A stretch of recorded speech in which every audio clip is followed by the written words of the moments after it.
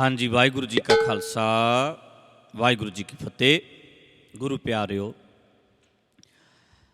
आप जी नूं पता है कि आपां जिथे प्रोग्राम करीदे ने गुरु साहब जी की हजूरी अंदर, उत्थे फिर आपां नवीं सवेर का नवां सुनेहा कोई ना कोई मैसेज छोटा मोटा आप जी तक दिंदे रहीदा है। पिछले दिनां विच कोशिश की कि पॉडकास्ट वगैरह असी बनाइए, तो अजकल लोग ये भी सुनते हैं। मैं अगले दिनों में अमेरिका होना, जदों ये पॉडकास्ट पवेगा उदों तक मैं शायद अमेरिका चलिया जावांगा। तो मैं सोचा भी मैं 2-3 पॉडकास्ट रिकॉर्ड कर दियाँ जो तुहाडे तक बाद च पहुँचते रहणगे, सुनने वाले सुनते रहणगे। सो अज भी मैं तुहाडे नाल गलबात करन लग्गिया, पर अज मेरे नाल बड़ी वड्डी एक शख्सियत, बड़े वड्डे विद्वान आए हुए ने, उन्हां नाल मैं तुहानूं रूबरू कराना। असी सोचिया भी कदे कदे जिहड़े किसी भी फील्ड दे विच माहर होण, किसी भी खेतर विच जदों कदे मेरे कोल आउंदे ने, बैठदे ने, गल्लां बातां असीं करदे हां, ते वो रिकॉर्ड कर लिया करिए। हुण जे किते किसी नाल घंटा मैनूं लग्गिया, 2 घंटे लगे, तां वो तुहाडे तक भी मेरियां गल्लां बातां पहुँच जाया करन, सारियां तक। जो मैं सुणदा वो तुसीं भी सुण सको, ਉਹਦੇ ਵਿੱਚੋਂ कुछ ना कुछ जरूर निकलदा, चाहे साडे पक्ष दे होण, चाहे साडे विरोधी भी होण।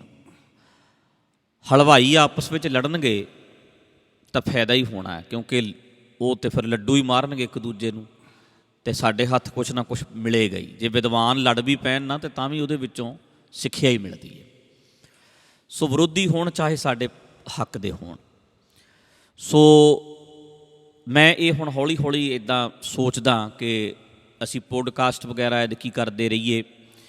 फ्यूचर दे विच असी सैमीनार करन वास्ते भी सोचिया है कि परमेश्वर द्वार साहिब विच दीवान हॉल हैगा बहुत वड्डा, असी उहदा एक हिस्सा चेयरां वगैरह लाइए, उहदे विच 200-400-500 बंदा बैठ सके, कोई ना कोई अलग अलग विषयां दे माहर आउंदे रहण, मैं भी बैठा, वो अपने अपने व्यू देण, फिर लोकां दे कुछ सवाल जवाब हो जाण, वो सारा कुछ रिकॉर्ड हो जाए, वो फिर नैट दे उत्ते पैंदा रवे। उहदे विचों भी सानूं बहुत कुछ जिहड़ी इदां दी डिस्कशन हुंदी है, उहदे विचों भी सानूं बहुत कुछ प्राप्त हुंदा है। सो अज मेरे नाल जिहड़ी शख्सियत है वो हन बापू इंदर सिंह जी घग्गा, जिन्हां नूं प्रोफैसर इंदर सिंह घग्गा भी कहिंदे ने, सरदार इंदर सिंह घग्गा भी कहिंदे ने, ते असी बापू जी कहने कि बापू इंदरजीत सिंह जी, वो अज मेरे नाल हन। हर बंदा जिहड़ा सिख धर्म विच काम करदा है, किसी ने किसी फील्ड विच, किसी ने किसी फील्ड विच कीता है। हुण मैं नोट कीती है कि बापू जी वर्गी शख्सियत जिहड़ी है, बापू इंदर सिंह वर्गियां नूं कंट्रोवर्सी वाले कहा जाता है, भी ये कंट्रोवर्शल गल्लां करदे ने, रौले रप्पे वालियां गल्लां करदे ने, जां सीधे शब्दां च कहीए वाद विवाद करन वाले बंदे ने, ये प्रचारक ने। जिहड़ियां गल्लां दा सामना मैं पिछले 5 साल तो 7 साल तो ज़्यादा कीता है, 7 भी नहीं, मैं उन्होंने 8-9 साल कह लवां, उहदा सामना बापू इंदर सिंह घग्गा होनी पिछले 30-35 साल तो कर रहे हैं। ये वाद विवाद छेड़ते ने, ये गलत गल्लां करते ने, ये साडे सब कुछ हैगा। हुण ज़्यादातर बंदे कौन इदां दीयां गल्लां करते ने, जिन्हां ने ध्यान दे नाल बापू इंदर सिंह घग्गा होना नूं सुनिया नहीं, जां तां वो बंदे ने, जां फिर वो बंदे ने जिहड़े सुनते होणगे पर किसी जथेबंदी दे नाल, किसी ग्रुप दे नाल जुड़े हुए ने, जां फिर जिन्हां दा स्वार्थ है, रोजी रोटी चलती है। सथापित धिरां ने, सथापित ढांचा है, साडा पंथ एक ढांचा स्थापित हो चुकिया है, अरबां रुपए का बजट है, ਵੱਡੇ ਵੱਡੇ ਗੁਰਦੁਆਰੇ, ਵੱਡੇ ਵੱਡੇ ਸਰੋਵਰ, ਵੱਡੇ ਵੱਡੇ ਬਜਟ ਨੇ, ਸ਼੍ਰੋਮਣੀ ਕਮੇਟੀ ਹੈ, ਬੜਾ ਵੱਡਾ ਜੁਗਾੜ ਹੈ। ਜੋ ਕੁਝ ਵੀ ਗਲਤ ਹੁੰਦਾ ਹੈ, ਜਿਹੜਾ ਵੀ ਬੰਦਾ ਉਸ ਪਖੰਡ ਦੇ ਵਿਰੋਧ ਵਿੱਚ ਬੋਲਦਾ ਹੈ, ਉਹਨੂੰ ਫਿਰ ਇਹ ਗਦਾਰ ਕਹਿ ਕੇ, ਗਦਾਰ ਦਾ ਠੱਪਾ ਲਾ ਕੇ ਪੰਥ ਦੇ ਵਿੱਚ ਭੰਡਦੇ ਨੇ। ਇਹਨਾਂ ਕੋਲ ਦੋ ਤਰੀਕੇ ਨੇ, ਇੱਕ ਮਾਰਨਾ, ਫਿਜ਼ੀਕਲੀ ਮਾਰ ਦਈਏ, ਸਰੀਰ ਕਰਕੇ ਇਹਨੂੰ ਖਤਮ ਕਰ ਦਈਏ, ਜਾਂ ਫਿਰ ਸੰਗਤ ਵਿੱਚੋਂ ਹੀ ਇਹਨੂੰ ਬੰਦੇ ਨੂੰ ਮਾਰ ਦਈਏ, ਆਮ ਲੋਕਾਂ ਵਿੱਚ ਇੰਨਾ ਕੁ ਬਦਨਾਮ ਕਰ ਦਈਏ ਵੀ ਕੋਈ ਇਹਨੂੰ ਸੁਣੇ ਹੀ ਨਾ, ਕੋਈ ਇਹਨੂੰ ਮੂੰਹ ਨਾ ਲਾਵੇ। ਫਿਰ ਜਾਂ ਪੰਥ ਵਿੱਚੋਂ ਛੇਕਣ ਵਾਲਾ ਕੁਹਾੜਾ ਚੁੱਕ ਲੈਂਦੇ ਆ ਵੀ ਅਸੀਂ ਪੰਥ ਵਿੱਚੋਂ ਛੇਕ ਦਈਏ, ਕੋਈ ਇਹਨਾਂ ਨੂੰ ਮੂੰਹ ਨਾ ਲਾਓ, ਕੋਈ ਇਹਨਾਂ ਨੂੰ ਸੁਣੋ ਨਾ, ਇੱਦਾਂ ਦੀਆਂ ਗੱਲਾਂ ਵੀ ਇਹ ਕਰਦੇ ਆ। ਪਰ ਜੇ ਵੀਰੋ ਭਰਾਵੋ ਮਾੜਾ ਜਿਹਾ ਠੰਡੇ ਮਤੇ ਨਾਲ ਸੋਚੋਗੇ, ਹੁਣ ਲੋਕ ਲੱਖਾਂ ਸੀ ਜਿਹੜੇ ਸਰੋਵਰਾਂ ਵਿੱਚ ਨਹਾਉਂਦੇ ਸੀ ਉਸ ਵੇਲੇ ਦੇ ਵਿੱਚ, ਗੁਰੂ ਨਾਨਕ ਸਾਹਿਬ ਦੇ ਆਉਣ ਤੋਂ ਪਹਿਲਾਂ ਨਦੀਆਂ 'ਚ, ਗੰਗਾ 'ਚ ਲੋਕਾਂ ਨੇ ਨਹਾਉਣਾ ਪਾਣੀ 'ਚ। ਅਤੇ ਜਦੋਂ ਗੁਰੂ ਨਾਨਕ ਸਾਹਿਬ ਨੇ ਆ ਕੇ ਆਖਿਆ ਹੋਏਗਾ ਵੀ ਸੋਚੈ ਸੋਚ ਨਾ ਹੋਵੇ, ਜੇ ਸੋਚੀ ਲੱਖ ਵਾਰ, ਲੱਖਾਂ ਵਾਰੀ ਨਹਾਉਣ ਨਾਲ ਕੀ ਹੋ ਜਾਣਾ ਹੈ। ਲੋਕਾਂ ਨੇ ਗੁਰੂ ਨਾਨਕ ਨੂੰ ਵੀ ਕਿਹਾ ਹੋਣਾ ਵੀ ਵਾਦ ਵਿਵਾਦ ਕਰਦਾ। ਬੜੇ ਬੰਦੇ ਮੌਨੀ ਬੈਠਦੇ ਸੀ, ਮੌਨ ਰੱਖਦੇ ਸੀ, ਜਦੋਂ ਉਹਨਾਂ ਨੇ ਕਿਹਾ ਹੋਣਾ ਚੁੱਪੈ ਚੁੱਪ ਨਾ ਹੋਵੇ ਜੇ ਲਾਏ ਰਹਾ ਲਿਵਤਾਰ, ਅਤੇ ਫਿਰ ਇਹ ਉਹਨਾਂ ਨੂੰ ਵੀ ਕਿਹਾ ਹੋਣਾ ਵੀ ਵਾਦ ਵਿਵਾਦ ਕਰਦਾ ਹੈ ਅਤੇ ਕੰਟਰੋਵਰਸੀ ਕਰਦਾ। ਇੰਨੇ ਕੁ ਸ਼ਬਦ ਗੁਰਬਾਣੀ ਦੇ ਵਿੱਚ ਨੇ, ਪਖੰਡ ਦੇ ਉੱਤੇ ਚੋਟਾਂ ਚਾਹੇ ਜੇਨੀ ਹਨ, ਮੌਨ ਰੱਖਣ ਵਾਲੇ ਬਾਬੇ ਹਨ, ਕੱਲਾ ਰੂਪ ਬਣਾ ਲਿਆ, ਸਾਧਾਂ ਵਾਲਾ ਪਹਿਰਾਵਾ ਪਾ ਲਿਆ, ਘਰ-ਬਾਰ ਛੱਡ ਕੇ ਪਹਾੜਾਂ 'ਤੇ ਜਾ ਬੈਠੇ, ਜਿਹੜੇ ਭੁੱਖੇ ਰਹਿਣ ਵਾਲੇ ਲੋਕ ਸਨ। ਮਤਲਬ ਇੰਨੇ ਕੁ ਸਵਾਲ ਖੜੇ ਕੀਤੇ ਹੈ, ਅਤੇ ਸਾਰੇ ਹੀ ਫਿਰ ਵਾਦ ਵਿਵਾਦ। ਅਤੇ ਫਿਰ ਇਸ ਹਿਸਾਬ ਨਾਲ ਤੇ ਲੋਕਾਂ ਨੇ ਕਹਿਣਾ ਹੈ ਕਿ ਗੁਰੂ ਸਾਹਿਬ ਵੀ ਵਾਦ ਵਿਵਾਦ ਕਰਦੇ ਸੀ। ਅਤੇ ਉਹਨਾਂ ਵੇਲਿਆਂ ਦੇ ਜਿਹੜੇ ਧਾਰਮਿਕ ਸਨ ਲੋਕ, ਸਥਾਪਿਤ ਧਿਰਾਂ ਸੀ ਨਾ ਜਿਹੜੀਆਂ, ਉਹ ਗੁਰੂ ਸਾਹਿਬ ਨੂੰ ਕਹਿੰਦੇ ਸੀ ਕਿ ਇਹ ਤਾਂ ਵਾਦ ਵਿਵਾਦ ਕਰਦੇ ਨੇ। ਵੀਰੋ ਅਸੀਂ ਅੱਜ ਡੈਮੋਕ੍ਰੇਸੀ 'ਚ ਸ਼ੁਕਰ ਹੈ, ਉਹਨਾਂ ਵੇਲਿਆਂ 'ਚ ਡਿਕਟੇਟਰਸ਼ਿਪ ਸੀ ਅਤੇ ਪਾਤਸ਼ਾਹ ਨੂੰ ਇਹਨਾਂ ਨੇ ਵੱਟੇ ਮਾਰੇ ਹੈ, ਤਵੀਆਂ 'ਤੇ ਬਿਠਾਇਆ ਆ, ਦੇਗਾਂ ਦੇ ਵਿੱਚ ਉਬਾਲਿਆ ਆ, ਬੱਚਿਆਂ ਨੂੰ ਨੀਹਾਂ 'ਚ ਸ਼ਹੀਦ ਕੀਤਾ ਹੈ, ਸਾਰਾ ਕੁਛ ਕੀਤਾ ਹੈ। ਇਸੇ ਕਰਕੇ ਵੀ ਇਹ ਵੱਖਰੀ ਗੱਲ ਕਰਦੇ ਨੇ, ਇਹ ਅਲੱਗ ਗੱਲ ਕਰਦੇ ਨੇ। ਜਿਹੜੀਆਂ ਸਥਾਪਿਤ ਹੋ ਚੁੱਕੀਆਂ ਧਿਰਾਂ ਨੇ, ਉਹ ਕਦੇ ਵੀ ਇਹ ਕੁਝ ਬਰਦਾਸ਼ਤ ਨਹੀਂ ਕਰਦੀਆਂ। ਉਹ ਫਿਰ ਇਲਜ਼ਾਮ ਲਾਉਂਦੀਆਂ, ਬੰਦੇ ਨੂੰ ਬਦਨਾਮ ਕਰਦੀਆਂ, ਬੰਦੇ ਨੂੰ ਜ਼ੀਰੋ ਕਰ ਦਿੰਦੀਆਂ। ਹੁਣ ਇੱਕ ਸਮੇਂ ਦੇ ਵਿੱਚ ਮੈਂ ਬਾਬਿਆਂ ਦੇ ਵਿੱਚ ਰਿਹਾ, ਮੈਂ ਬਾਬਿਆਂ ਦੀ ਲਾਈਨ ਵਿੱਚੋਂ ਸ਼ੁਰੂਆਤ ਕੀਤੀ ਹੈ। ਇਹਦੇ ਵਿੱਚ ਵੀ ਕੋਈ ਸ਼ੱਕ ਨਹੀਂ, ਮੈਂ ਇਹ ਨਹੀਂ ਕਹਿ ਸਕਦਾ ਕਿ ਮੈਨੂੰ ਉੱਥੋਂ ਕੁਛ ਮਿਲਿਆ ਨਹੀਂ। ਮੈਂ ਉੱਥੋਂ ਪਲੈਨਿੰਗ ਕਰਨੀ ਸਿੱਖੀ ਹੈ, ਮੈਂ ਉੱਥੋਂ ਕੁਰਬਾਨੀ ਕਰਨੀ ਸਿੱਖੀ ਹੈ ਵੀ ਨਹੀਂ ਆਹ ਕੁਝ ਸਭ ਕੁਛ ਲੋਕਾਂ ਦੇ ਵਾਸਤੇ ਕਰਨਾ ਹੈ, ਭਲੇ ਲਈ ਕਰਨਾ ਹੈ। ਕਈ ਚੀਜ਼ਾਂ ਮੈਨੂੰ ਉੱਥੋਂ ਸਿੱਖਣ ਨੂੰ ਮਿਲੀਆਂ ਨੇ।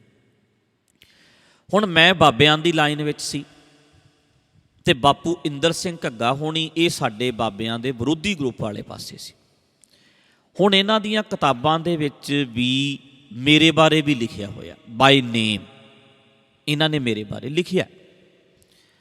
ਪਰ ਇੱਕ ਟਾਈਮ ਆਉਂਦਾ ਜਦੋਂ ਆਪਾਂ ਬੰਦਿਆਂ ਨੂੰ ਸੁਣਦੇ ਹਾਂ, ਧਿਆਨ ਦਿੰਦੇ ਹਾਂ, ਫਿਰ ਲੱਗਦਾ ਵੀ ਸਹੀ ਗੱਲਾਂ ਕਰਦੇ ਨੇ, ਇੱਥੇ ਅਸੀਂ ਗਲਤ ਹੋ ਸਕਦੇ ਹਾਂ। ਮੈਂ ਸਾਰਿਆਂ ਨੂੰ ਕਹਾਂਗਾ ਜਿਹੜੇ ਜਿਹੜੇ ਮੇਰੀ ਵੀਡੀਓ ਸੁਣੋਗੇ, ਖਾਸ ਕਰਕੇ ਬਾਬਿਆਂ ਦੇ ਬੰਦੇ ਜੇ ਸੁਣਨਗੇ, ਅਤੇ ਮੈਂ ਇਹਨਾਂ ਦਾ ਰੱਜ ਕੇ ਵਿਰੋਧੀ ਰਿਹਾ ਹੋਵਾਂਗਾ ਅਤੇ ਇਹ ਮੇਰੇ ਵਿਰੋਧੀ ਰਹੇ ਹੋਣਗੇ। ਹੈ ਹੀ ਸਨ, ਇਹ ਗੱਲ ਸੱਚ ਹੈ। ਪਰ ਅੱਜ ਦੀ ਘੜੀ ਵਿੱਚ ਜਦੋਂ ਅਸੀਂ ਹੌਲੀ ਹੌਲੀ ਸਮਝਣ ਲੱਗੇ, ਤੁਸੀਂ ਸਮਝਣਾ ਚਾਹੋ ਤਾਂ ਸਮਝ ਸਕਦੇ ਹੋ, ਬਦਲਣਾ ਚਾਹੋ ਤਾਂ ਬਦਲ ਸਕਦੇ ਹੋ। ਇਹ ਮੰਨ ਕੇ ਚੱਲੋ ਵੀ ਮੈਂ ਵੀ ਗਲਤ ਹੋ ਸਕਦਾ, ਅੜੀ ਨਾ ਕਰੋ, ਜਿੱਦ ਨਾ ਕਰੋ। ਅਤੇ ਮੈਨੂੰ ਵੀ ਲੱਗਿਆ ਵੀ ਹਾਂ ਗੁਰਮਤਿ ਕੁਝ ਹੋਰ ਹੈ, ਆਹ ਚੀਜ਼ਾਂ ਜਿਹੜੀਆਂ ਨੇ ਸਾਨੂੰ ਸਮਝਣੀਆਂ ਚਾਹੀਦੀਆਂ ਨੇ। ਚਲੋ ਮੈਂ ਵੀ ਉਸ ਚੀਜ਼ ਨੂੰ ਬਦਲਿਆ, ਮੈਂ ਸਮਝਿਆ। ਚਲੋ ਮੈਂ ਇਕੱਲਾ ਇੱਕ ਆਮ ਘਰ 'ਚ ਰਹਿਣ ਵਾਲਾ ਹੁੰਦਾ ਤਾਂ ਕੋਈ ਰੌਲਾ ਨਹੀਂ ਸੀ ਪੈਣਾ। ਮੈਂ ਬਦਲਣ ਦੇ ਨਾਲ ਪ੍ਰਚਾਰ ਕੀਤਾ ਅਤੇ ਲੋਕਾਂ ਨੂੰ ਵੀ ਬਦਲਿਆ।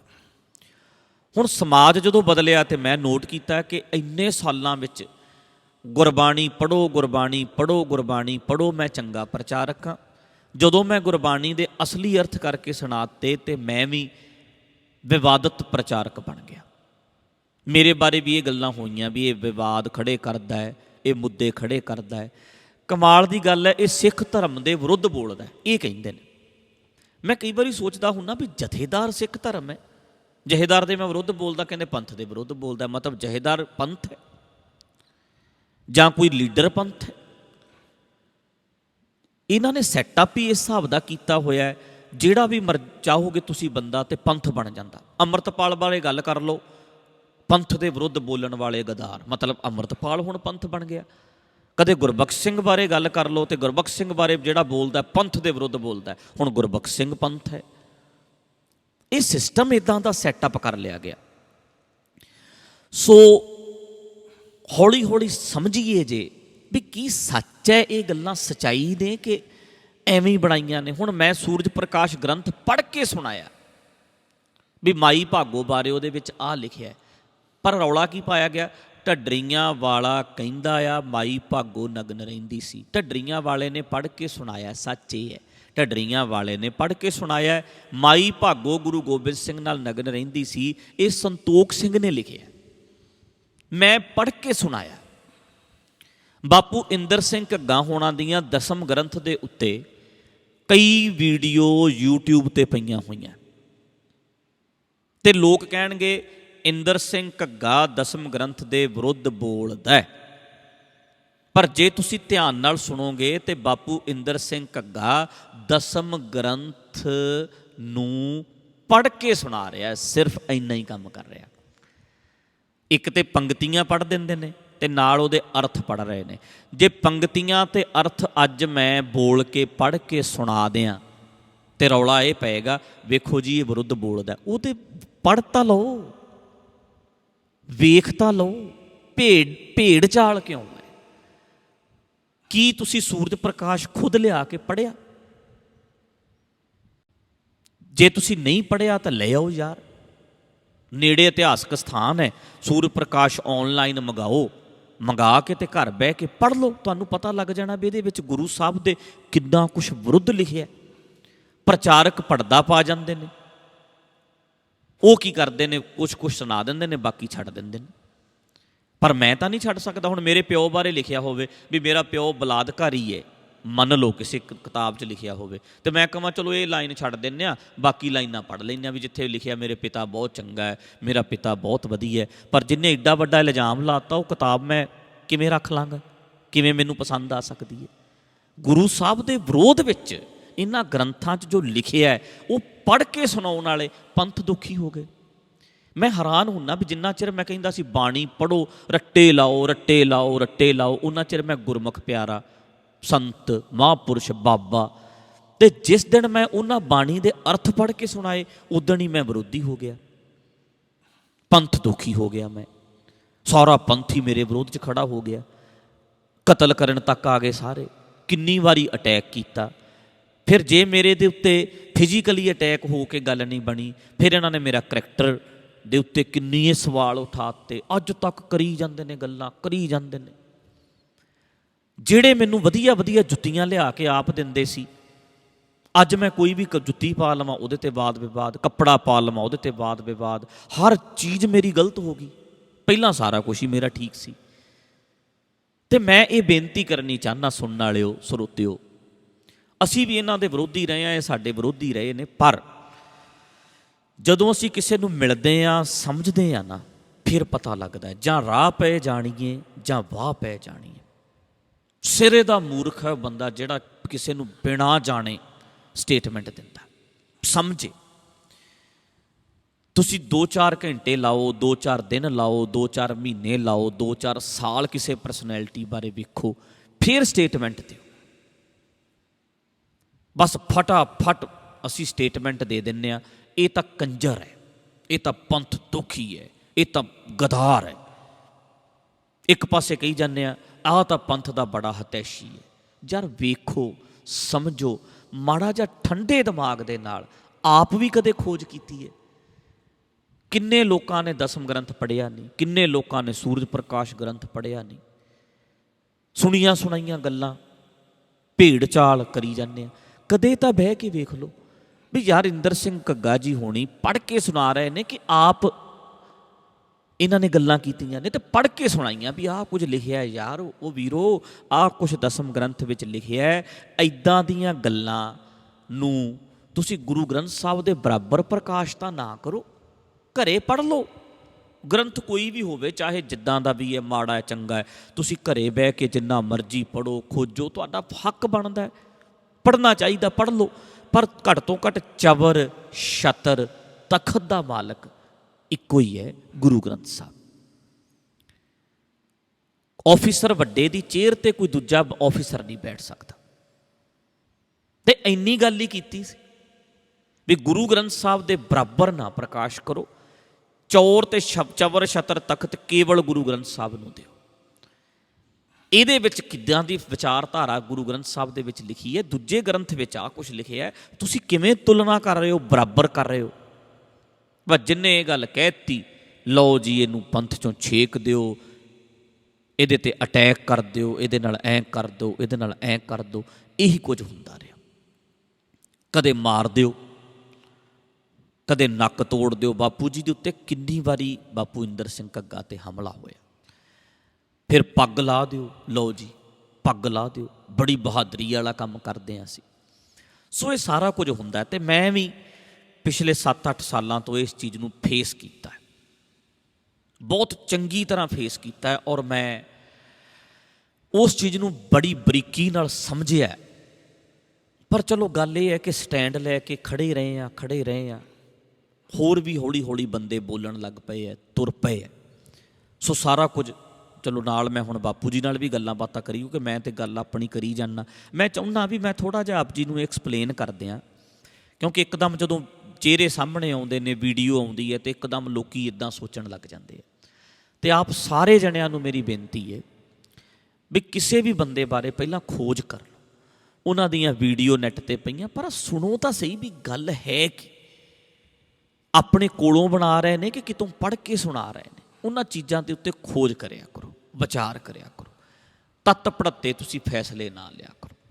ਬਾਕੀ ਚਲੋ ਕਈਆਂ ਨੇ ਖੁਸ਼ ਹੋਣਾ ਹੁੰਦਾ ਹੈ, ਉਹਨਾਂ ਨੂੰ ਸਾਡੀ ਸਾਰੀਆਂ ਗੱਲਾਂ ਹੀ ਪਸੰਦ ਨੇ, ਅਤੇ ਕਈਆਂ ਨੂੰ ਸਾਡੀ ਸਾਰਾ ਕੁਛ ਹੀ ਸਾਡਾ ਭੈੜਾ ਲੱਗਦਾ ਹੈ, ਬੁਰਾ ਲੱਗਦਾ ਹੈ। ਉਹਨਾਂ ਨੂੰ ਤਾਂ ਅਸੀਂ ਖੁਸ਼ ਕਰ ਹੀ ਨਹੀਂ ਸਕਦੇ। ਸੋ ਮੈਂ ਹੁਣ ਬਾਪੂ ਜੀ ਨਾਲ ਗੱਲਬਾਤ ਕਰਦਾ। ਬਾਪੂ ਜੀ, ਵਾਹਿਗੁਰੂ ਜੀ ਕਾ ਖਾਲਸਾ, ਵਾਹਿਗੁਰੂ ਜੀ ਕਾ ਖਾਲਸਾ, ਵਾਹਿਗੁਰੂ ਜੀ ਕੀ ਫਤਿਹ। ਬਾਪੂ ਜੀ ਸਿਹਤ ਠੀਕ ਹੈ ਜੀ ਤੁਹਾਡੀ? ਸਿਹਤ ਬਿਲਕੁਲ ਠੀਕ ਚੱਲੀ ਜਾਂਦੀ ਹੈ ਅਤੇ ਕੋਈ ਇਹੋ ਜਿਹੀ ਮੁਸ਼ਕਲ ਨਹੀਂ ਹੈ। ਬਾਪੂ ਜੀ ਹੁਣ ਉਮਰ ਕਿੰਨੀ ਹੋ ਗਈ ਹੈ ਜੀ ਆਪ ਜੀ ਦੀ? ਉਮਰ ਜਿਵੇਂ ਆਪਾਂ ਦੇਸੀ ਭਾਸ਼ਾ 'ਚ ਕਹਿ ਲਈਏ 3 ਸਾਲ ਘੱਟ 80 ਸਾਲ ਹੋ ਗਏ। ਅੱਛਾ, 77 ਸਾਲ ਦੀ ਏਜ। 77 ਸਾਲ ਹੋ ਗਏ। ਪਰ ਜਿਹੜੇ ਮੇਰੀ ਉਮਰ ਦੇ ਬਜ਼ੁਰਗ ਨੇ, ਉਹਨਾਂ ਨਾਲੋਂ 80% ਬਜ਼ੁਰਗਾਂ ਨਾਲੋਂ ਮੇਰੀ ਸਿਹਤ ਵਧੀਆ। ਸਿਹਤ ਠੀਕ ਹੈ? ਹਾਂ। ਅੱਛਾ, ਮੈਂ ਇੱਕ ਗੱਲ ਹੋਰ ਸਰੋਤਿਓ ਤੁਹਾਨੂੰ ਦੱਸਾਂ ਕਿ ਮੈਂ 5 ਸਾਲ ਪਹਿਲਾਂ ਬਾਪੂ ਇੰਦਰ ਸਿੰਘ ਹੋਣਾ ਨੂੰ ਮਿਲਿਆ ਸੀ, ਅਤੇ ਅੱਜ ਵੀ ਮੈਂ ਦੇਖਦਾ ਇੱਕ ਨਾ ਗਿਆਨ ਦੇਣ ਵਾਲੇ ਬੰਦੇ ਹੁੰਦੇ ਹੈ ਬਹੁਤ, ਪਰ ਪ੍ਰੈਕਟੀਕਲ ਨਹੀਂ ਹੁੰਦਾ, ਉਹਨੂੰ ਜ਼ਿੰਦਗੀ ਵਿੱਚ ਲਾਗੂ ਨਹੀਂ ਕਰਦੇ। ਜਿਸ ਬੰਦੇ ਦਾ ਰਹਿਣ ਸਹਿਣ ਵਧੀਆ ਹੋਵੇ, ਮਤਲਬ ਸੁਭਾਅ ਚੰਗਾ ਹੈ, ਕਿਸ ਤਰ੍ਹਾਂ ਵਿਚਰਦਾ ਹੈ, ਲੋਕਾਂ ਵਿੱਚ ਕਿਵੇਂ ਵਿਚਰਦਾ ਹੈ, ਇਹਨਾਂ ਚੀਜ਼ਾਂ ਤੋਂ ਪਤਾ ਲੱਗਦਾ ਵੀ ਅਸੀਂ ਜ਼ਿੰਦਗੀ 'ਚ ਲਾਗੂ ਕੀਤਾ। ਬਾਪੂ ਇੰਦਰ ਸਿੰਘ ਘੱਗਾ ਹੋਣੀ ਆਪਣੀ ਪਤਨੀ ਦੇ ਨਾਲ, ਜਿਹੜੀ ਇਹਨਾਂ ਦੀ ਧਰਮ ਪਤਨੀ ਸੀ, ਉਹ ਚੜ੍ਹਾਈ ਕਰ ਗਏ ਪਿੱਛੇ ਜੇ। ਸਾਲ ਹੋਣ ਵਾਲਾ ਹੈ ਨਾ ਬਾਪੂ ਜੀ? 1.5 ਸਾਲ ਹੋ ਗਏ। 1.5 ਸਾਲ ਹੋ ਗਿਆ? ਅੱਛਾ, 1.5 ਸਾਲ ਹੋ ਗਿਆ।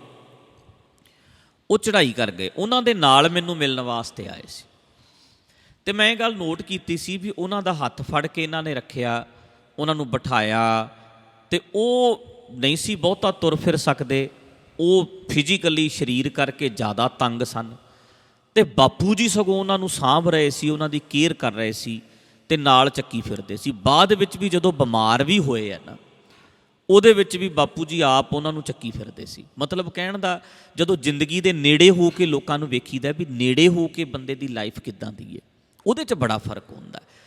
ਕਹਿਣ ਦੀਆਂ ਗੱਲਾਂ ਨੇ, ਹੁਣ ਜਿੱਦਾਂ ਮੈਂ ਨਿੱਕੀ ਨਿੱਕੀ ਗੱਲ ਮੈਂ ਨੋਟ ਕਰਨ ਵਾਲਾ ਆ, ਮੈਂ ਛੇਤੀ ਬੰਦਿਆਂ ਤੋਂ ਪ੍ਰਭਾਵਿਤ ਘੱਟ ਹੁੰਦਾ। ਹੁਣ ਮੈਂ ਕਈ ਵਾਰੀ ਨੋਟ ਕੀਤਾ ਹੈ ਕਿ ਅਸੀਂ ਜਦੋਂ ਕਈ ਬੰਦਿਆਂ ਨੂੰ ਮਿਲੀਦਾ, ਗੱਲਾਂ ਜ਼ਰੂਰ ਸੁਣੀਦੀਆਂ ਨੇ। ਇੱਕ ਨਾ 8 ਕੁ ਸਾਲ ਪਹਿਲਾਂ, 8 ਵੀ ਜੇ ਮੈਂ ਨਾ ਕਹਾਂ ਵੱਧ ਹੋ ਗਏ ਹੋਣਗੇ, 11-12 ਸਾਲ ਪਹਿਲਾਂ ਮੈਂ ਅਮਰੀਕਾ 'ਚ ਗਿਆ ਸੀ। ਉਦੋਂ ਇੱਕ ਪ੍ਰਚਾਰਕ ਸੀ ਬੜਾ ਉਸ ਪਾਸੇ ਬਾਬਿਆਂ ਦੀ ਲਾਈਨ 'ਚ, ਬੜਾ ਕਥਾਵਾਚਕ ਸੀ ਉਹ, ਤੇ ਉਹਦਾ ਤੇ ਮੇਰਾ ਸਨਮਾਨ ਕਰਨਾ ਸੀ ਕਿਸੇ ਜਗ੍ਹਾ, ਤੇ ਮੈਨੂੰ ਵੀ ਬੁਲਾਇਆ, ਉਹਨੂੰ ਵੀ ਬੁਲਾਇਆ, ਅਸੀਂ ਗਏ। ਤੇ ਮੈਂ ਬੜਾ ਅੱਗੋਂ ਮੈਂ ਕਿਹਾ ਜੀ ਇਹ ਤਾਂ ਬੜਾ ਵਿਦਵਾਨ ਹੈ, ਇਹਨੇ ਤਾਂ ਕਥਾ ਗੁਰੂ ਗ੍ਰੰਥ ਸਾਹਿਬ ਦੀ ਕੀਤੀ ਹੈ।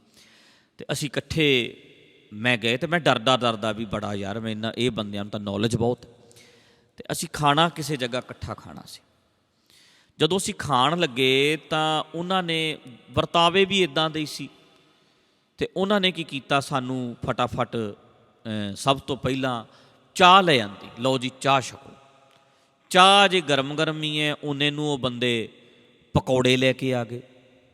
ਅੱਛਾ, ਪਕੌੜੇ ਖਾ ਰਹੇ ਆ, ਵਿੱਚ ਹੀ ਫਰੂਟ ਵਾਲਾ ਆ ਗਿਆ, ਤੇ ਉਹ ਮੈਂ ਹੈਰਾਨ ਹੋ ਗਿਆ ਕਿ ਉਹ ਕਥਾਵਾਚਕ ਨੇ ਫਰੂਟ ਵੀ ਵਾਹਵਾ ਸਾਰਾ ਥਾਲੀ 'ਚ ਪਵਾ ਲਿਆ, ਫਰੂਟ ਪਵਾ ਲਿਆ। ਉਦੋਂ ਬਾਅਦ ਉਹ ਦਾਲ ਰੋਟੀ ਵਾਲਾ ਆ ਗਿਆ, ਪਨੀਰ ਉਹ ਵੀ ਕੋਲੀ ਭਰਾ ਲਈ, 2 ਰੋਟੀਆਂ ਖਾ ਲਈਆਂ, ਤੇ ਵਿੱਚ ਹੀ ਉਹ ਫਰੂਟ ਖਾ ਰਿਹਾ ਸੀ, ਵਿੱਚ ਹੀ ਉਹ ਚਾਹ ਪੀ ਰਿਹਾ ਸੀ, ਵਿੱਚ ਹੀ ਉਹ ਦਾਲ ਰੋਟੀ। ਮੈਂ ਉਹ ਇਹੋ ਜਿਹੀ ਥਾਲੀ ਉਹਦੀ ਵੇਖ ਕੇ ਮੈਨੂੰ ਰੋਟੀ ਖਾਣੀ ਕੋਲ ਬਾਪੂ ਜੀ ਔਖੀ ਹੋ ਗਈ। ਤੇ ਉਹਦਾ ਹਿਸਾਬ ਕਿਤਾਬ ਵੇਖ ਕੇ ਐਡਾ ਉਹਦਾ ਢਿੱਡ, ਨਾ ਉਹਦੇ ਤੋਂ ਉੱਠਿਆ ਜਾਵੇ, ਨਾ ਬੈਠਾ ਜਾਵੇ, ਨਾ ਉਹ ਤੋਂ ਚੌਂਕਣਾ ਵੱਜੇ, ਤੇ ਕਿਹਾ ਇਹ ਜਾ ਰਿਹਾ ਸੀ ਵੀ ਇਹ ਬ੍ਰਹਮ ਗਿਆਨੀ ਅਵਸਥਾ ਹੈ ਇਸ ਬੰਦੇ ਦੀ, ਮਤਲਬ ਉਹਨੂੰ ਇਹ ਸਮਝਦੇ ਸੀ। ਤੇ ਉਹਨੂੰ ਵੇਖ ਕੇ ਮੈਨੂੰ ਮੁੜ ਕੇ ਉਹਨੂੰ ਕਦੇ ਮਨ 'ਚ ਨਹੀਂ ਆਇਆ ਵੀ ਇਸ ਬੰਦੇ ਨੂੰ ਮੈਂ ਕਦੇ ਮਿਲਾਂ ਜਾਂ ਮੈਂ ਕਦੇ ਇਸ ਬੰਦੇ ਨਾਲ ਗੱਲ ਕਰਾਂ। ਮੈਨੂੰ ਲੱਗਿਆ ਵੀ ਇਹਦੇ ਵਰਗਾ ਬੇਵਕੂਫ ਪਸ਼ੂ ਬੰਦਾ ਨਹੀਂ ਜਿਸ ਬੰਦੇ ਨੂੰ ਇਹ ਨਹੀਂ ਪਤਾ ਵੀ ਫਰੂਟ ਨਾਲ ਚਾਹ ਪੀ ਰਿਹਾ ਸੀ।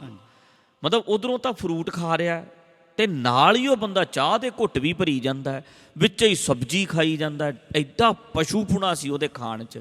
ਮੈਂ ਲਗਾਤਾਰ ਉਹਦੇ ਵੱਲ ਵੇਖਦਾ ਰਿਹਾ, ਤੇ ਮੁੜ ਕੇ ਮੈਨੂੰ ਲੱਗਿਆ ਵੀ ਯਾਰ ਮੈਂ ਤੇ ਇਹਦੇ ਬੰਦੇ ਨੂੰ ਕਦੇ ਮੁੜ ਕੇ ਜ਼ਿੰਦਗੀ ਵਿੱਚ ਮੈਂ ਕਲਾਮ ਨਾ ਕਰਾਂ।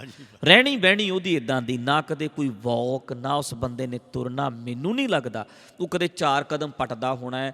ਉਹ 10 ਕਦਮ ਜਾਂਦਾ ਤੇ ਐ ਉਹਦਾ ਸਾਹ ਨਾਲ ਸਾਹ ਨਹੀਂ ਰਲਦਾ। 10 ਮਿੰਟ ਉਹਨੂੰ ਸਟੇਜ ਦੀਆਂ ਪੌੜੀਆਂ ਚੜ੍ਹਨ ਤੋਂ ਬਾਅਦ ਉਹਨੂੰ ਸਾਹ ਲੈਣਾ ਪੈਂਦਾ। ਤੇ ਮੈਂ ਦੱਸਣਾ ਇਹ ਚਾਹੁੰਦਾ ਸੀ ਕਿ ਬਾਪੂ ਜੀ ਤੁਹਾਨੂੰ ਤਾਂ ਸ਼ੂਗਰ ਹੈ ਨਹੀਂ, ਹੈ ਨਾ? ਨਹੀਂ ਹੈਗੀ, ਪਰ ਤੁਸੀਂ ਚਾਹ ਬੰਦ ਕੀਤੀ ਹੋਈ ਹੈ। ਮੈਂ ਮਿੱਠਾ ਪਿਛਲੇ 25 ਸਾਲ ਤੋਂ ਮੈਂ ਮਿੱਠਾ ਛੱਡਿਆ ਹੋਇਆ ਹੈ। ਉਹ ਮੈਨੂੰ ਇੱਕ ਵਾਰੀ ਚਾਹ ਪੀ ਕੇ ਮੂੰਹ ਬਕਬਕਾ ਹੋ ਗਿਆ। ਮੇਰਾ ਭਤੀਜਾ ਡਾਕਟਰ ਹੈ MBBS, ਮੈਂ ਉਹਨੂੰ ਸਲਾਹ ਲੈ ਲਈ। ਮੈਂ ਕਿਹਾ ਬੇਟਾ ਮੇਰਾ ਮੂੰਹ ਬਕਬਕਾ ਜਿਹਾ ਹੋ ਜਾਂਦਾ। ਕਹਿੰਦਾ ਚਾਚਾ ਜੀ ਚਾਹ ਪੀਣ ਤੋਂ ਬਾਅਦ ਹੀ ਹੁੰਦਾ? ਮੈਂ ਕਿਹਾ ਹਾਂ। ਕਹਿੰਦਾ ਤੁਸੀਂ ਸ਼ੁਕਰ ਹੈ ਕਿ ਤੁਹਾਨੂੰ ਇੰਨਾ ਕੁ ਤੁਹਾਡੇ ਅੰਦਰ ਸੈਂਸਿਟਿਵ ਹੈ ਕਿ ਉਹ ਪਤਾ ਲੱਗ ਗਿਆ, ਨਹੀਂ ਤਾਂ ਬਹੁਤੇ ਲੋਕਾਂ ਨੂੰ ਇਲਾਇਚੀ ਮੂੰਹ 'ਚ ਪਾ ਲੈਣਗੇ, ਲੌਂਗ ਮੂੰਹ 'ਚ ਪਾ ਲੈਣਗੇ, ਉਹਨਾਂ ਨੂੰ ਪਤਾ ਨਹੀਂ ਲੱਗਦਾ ਵੀ ਇਹ ਮੂੰਹ ਖੱਟਾ ਜਾਂ ਬਕਬਕਾ ਕਿਉਂ ਹੋਇਆ। ਤੁਹਾਨੂੰ ਪਤਾ ਲੱਗ ਗਿਆ। ਮੈਂ ਦੱਸਣਾ ਚਾਹੁੰਦਾ ਇਹ ਸ਼ੂਗਰ ਦੀ ਪਹਿਲੀ ਸਟੇਜ ਹੈ। ਜੇ ਤੁਸੀਂ ਅੱਜ ਤੋਂ ਹੀ ਮਿੱਠੀ ਚਾਹ ਪੀਣੀ ਬੰਦ ਕਰਦੇ ਹੋ ਤਾਂ ਸ਼ੂਗਰ ਤੋਂ ਬਚ ਜਾਓਗੇ। ਜੇ ਇੱਕ ਵਾਰੀ ਸ਼ੂਗਰ ਹੋ ਗਈ ਤਾਂ ਮੁੜ ਕੇ ਇਹਦਾ ਇਲਾਜ ਕੋਈ ਨਹੀਂ ਹੈ।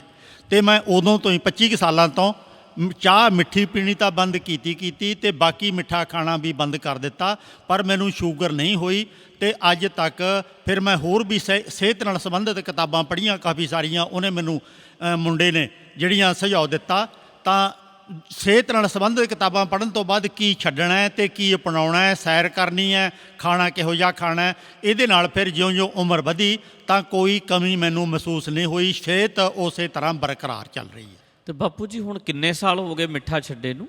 ਤਕਰੀਬਨ 25 ਸਾਲ। ਲਓ ਹੁਣ ਇੱਕ ਗੱਲ ਨੋਟ ਕਰਿਓ ਵੀ 25 ਸਾਲ ਪਹਿਲਾਂ ਸ਼ੂਗਰ ਲੱਗ ਰਿਹਾ ਸੀ ਕਿਤੇ ਹੋ ਨਾ ਜਾਏ, ਹੋਈ ਤਾਂ ਹੈ ਨਹੀਂ। 25 ਸਾਲ ਤੋਂ ਬਾਪੂ ਜੀ ਕਹਿੰਦੇ ਵੀ ਮੈਂ ਮਿੱਠਾ ਖਾਣਾ ਛੱਡ ਹੀ ਦਿੱਤਾ। ਹੁਣ ਸੋਚੋ ਵੀ ਜਿਹੜੇ ਬੰਦੇ ਸੈਂਸਿਟਿਵ ਮਾਈਂਡ ਹੈ ਨਾ, ਜਦੋਂ ਤੁਸੀਂ ਸਿਹਤ ਦਾ ਧਿਆਨ ਰੱਖਦੇ ਹੋ, ਸੈਰ ਬਾਪੂ ਜੀ ਰੋਜ਼ ਕਰਦੇ ਹੋ ਤੁਸੀਂ? 1 ਘੰਟਾ ਸਵੇਰੇ, 1 ਘੰਟਾ ਸ਼ਾਮ ਨੂੰ। ਅਤੇ ਇੱਕ ਗੱਲ ਦੀ ਮੈਨੂੰ ਖੁਸ਼ੀ ਹੈ ਕਿ ਘਰ ਦੇ ਵਿੱਚ ਵਿਹਲਾ ਬੈਠਣਾ ਮੈਨੂੰ ਬਹੁਤ ਅਕੇਵਾਂ ਲੱਗਦਾ। ਮੈਂ ਵਿਹਲਾ ਬੈਠਾ, ਹੁਣ ਮੈਂ ਕੀ ਕਰਾਂ? ਭਾਵੇਂ ਮੈਨੂੰ ਗਲੀ ਦੇ ਵਿੱਚ ਜਾ ਕੇ ਗਲੀ ਸਾਫ਼ ਕਰਨੀ ਪਵੇ, ਅਤੇ ਭਾਵੇਂ ਪਿੱਛੇ ਪਲਾਟ ਪਿਆ ਉਹਦਾ ਘਾਹ ਫੂਸ ਪੱਟਣਾ ਪਵੇ, ਸਾਫ਼ ਸਫਾਈ ਕਰਨੀ ਪਵੇ, ਘਰ ਦੀ ਸਫਾਈ ਕਰਨੀ ਪਵੇ, ਪਰ ਮੈਂ ਵਿਹਲਾ ਨਹੀਂ ਰਹਿਣਾ ਚਾਹੁੰਦਾ। ਜੇ ਵਿਹਲਾ ਰਹਿ ਗਿਆ ਮੈਨੂੰ ਮਹਿਸੂਸ ਹੁੰਦਾ ਕਿ ਮੇਰਾ ਸਰੀਰ ਨਕਾਰਾ ਹੋ ਜਾਵੇਗਾ ਅਤੇ ਖਾਧਾ ਪੀਤਾ ਹਜਮ ਨਹੀਂ ਹੋਣਾ। ਅਤੇ ਇਸ ਕਰਕੇ ਸਵੇਰੇ ਸ਼ਾਮ ਜਿਹੜੀ ਸੈਰ ਹੁੰਦੀ ਹੈ ਉਹ ਤਾਂ ਹੈ ਹੀ ਹੈ, ਪਰ ਘਰ ਦੇ ਅਤੇ ਹੋਰ ਜਿਹੜੇ ਕੰਮ ਨੇ ਉਹ ਵੀ ਮੈਂ ਲਗਾਤਾਰ ਕਰਦਾ। ਅਤੇ ਇਸ ਕਰਕੇ ਸਿਹਤ ਦੇ ਵਿੱਚ ਮੈਨੂੰ ਕੋਈ ਮੁਸ਼ਕਲ ਇਹੋ ਜਿਹੀ ਨਹੀਂ ਆ ਰਹੀ। ਆਹ ਗੱਲ ਇਹ ਨੋਟ ਕਰਨ ਵਾਲੀ ਹੈ।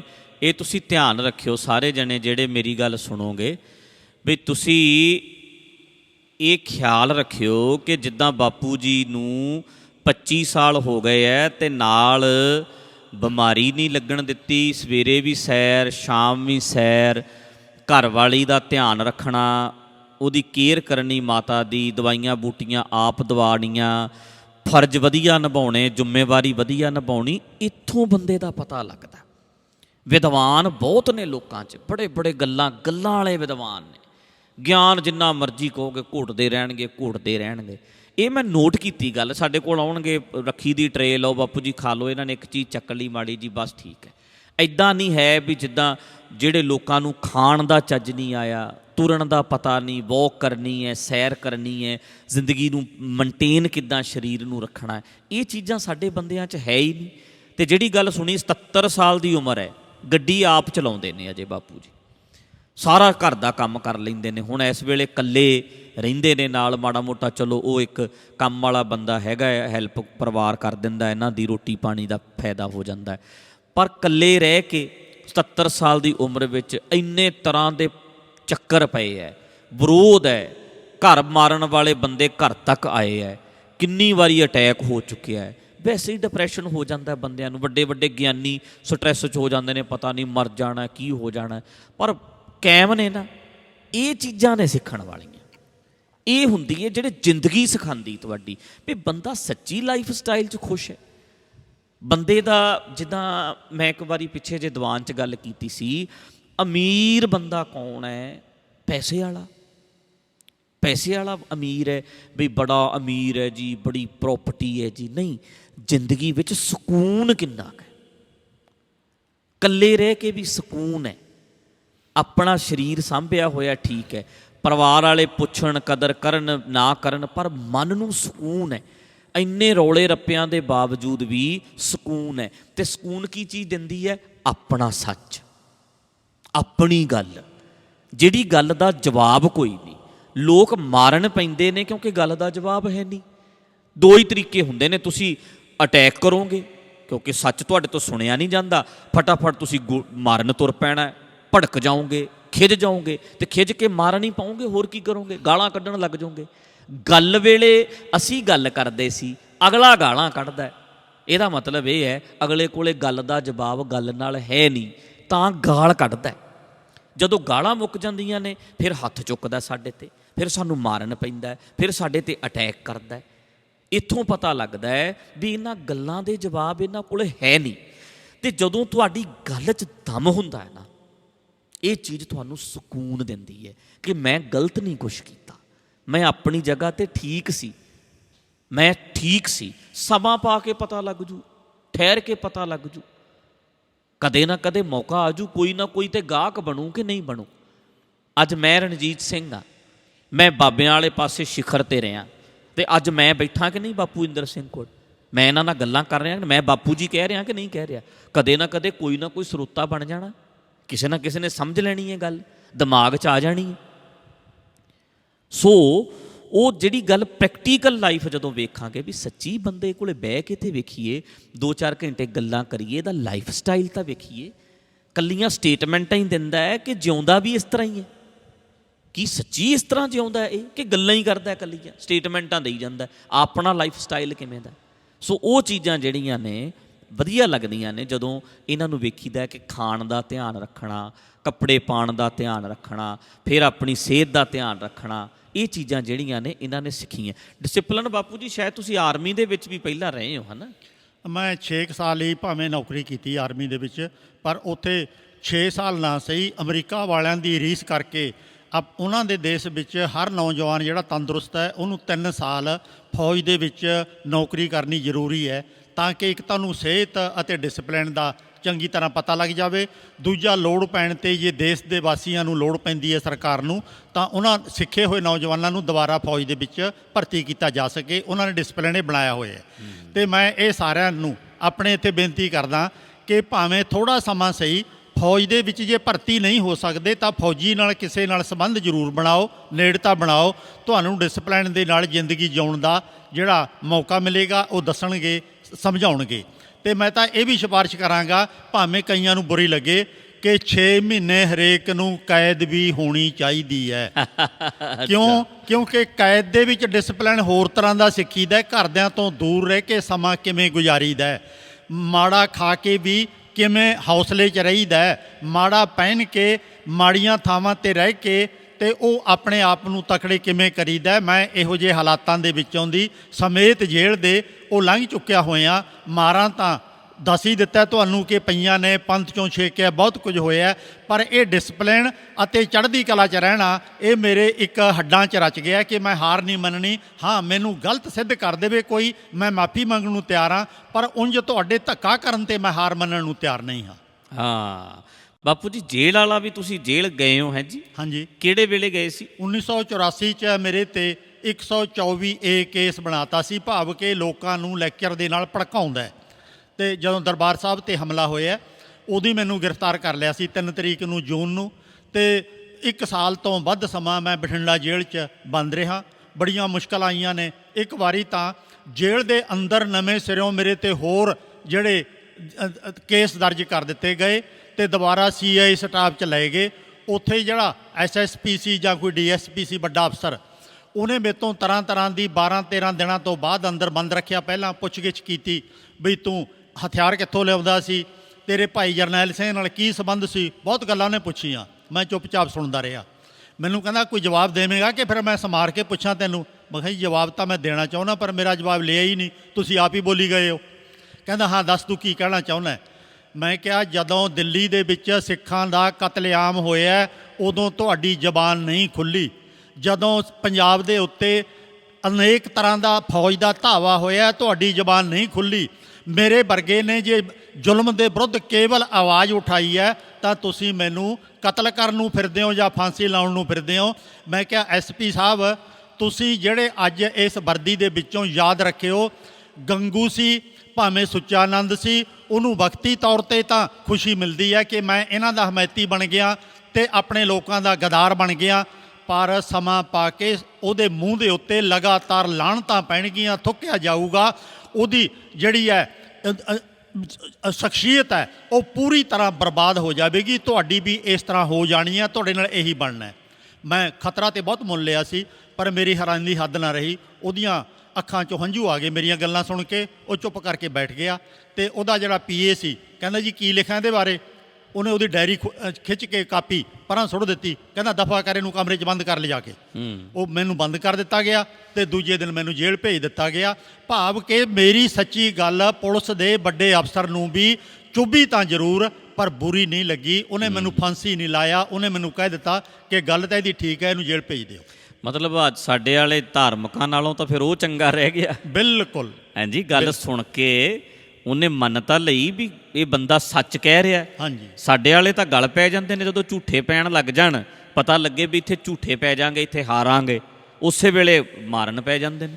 ਇਹਨਾਂ ਨੂੰ ਅਸਲ 'ਚ ਗੱਲ ਕਰਨੀ ਨਹੀਂ ਆਉਂਦੀ ਹੈ। ਇਹਨਾਂ ਨੇ ਸਿੱਖਿਆ ਹੀ ਕੁਛ ਹੈ ਕਿ ਇੱਕ ਤਾਂ ਕਿੰਤੂ ਪਰੰਤੂ ਨਹੀਂ ਕਰਨਾ, ਸਵਾਲ ਨਹੀਂ ਕਰਨਾ। ਜਿਹੜਾ ਬੰਦਾ ਸਵਾਲ ਕਰਨ ਜੋਗਾ ਨਹੀਂ ਨਾ ਹੋਇਆ, ਕੱਲ੍ਹ ਨੂੰ ਉਹ ਬੋਲਣ ਜੋਗਾ ਵੀ ਨਹੀਂ ਹੋਵੇਗਾ। ਵਾਹ। ਅਤੇ ਅੱਜ ਜਿਹੜੇ ਮੇਰੇ ਮਨ 'ਚ ਕੋਈ ਗਲਤਫਹਿਮੀ ਪੈਦਾ ਹੋ ਗਈ ਹੈ, ਜੇ ਮੈਂ ਦਰੁਸਤ ਨਹੀਂ ਕਰਦਾ, ਮੈਨੂੰ ਪਤਾ ਕਿਵੇਂ ਲੱਗੇਗਾ ਕਿ ਆਹ ਜਿਹੜਾ ਕੰਮ ਮੈਂ ਕਰ ਰਿਹਾ ਠੀਕ ਹੈ ਕਿ ਗਲਤ ਹੈ।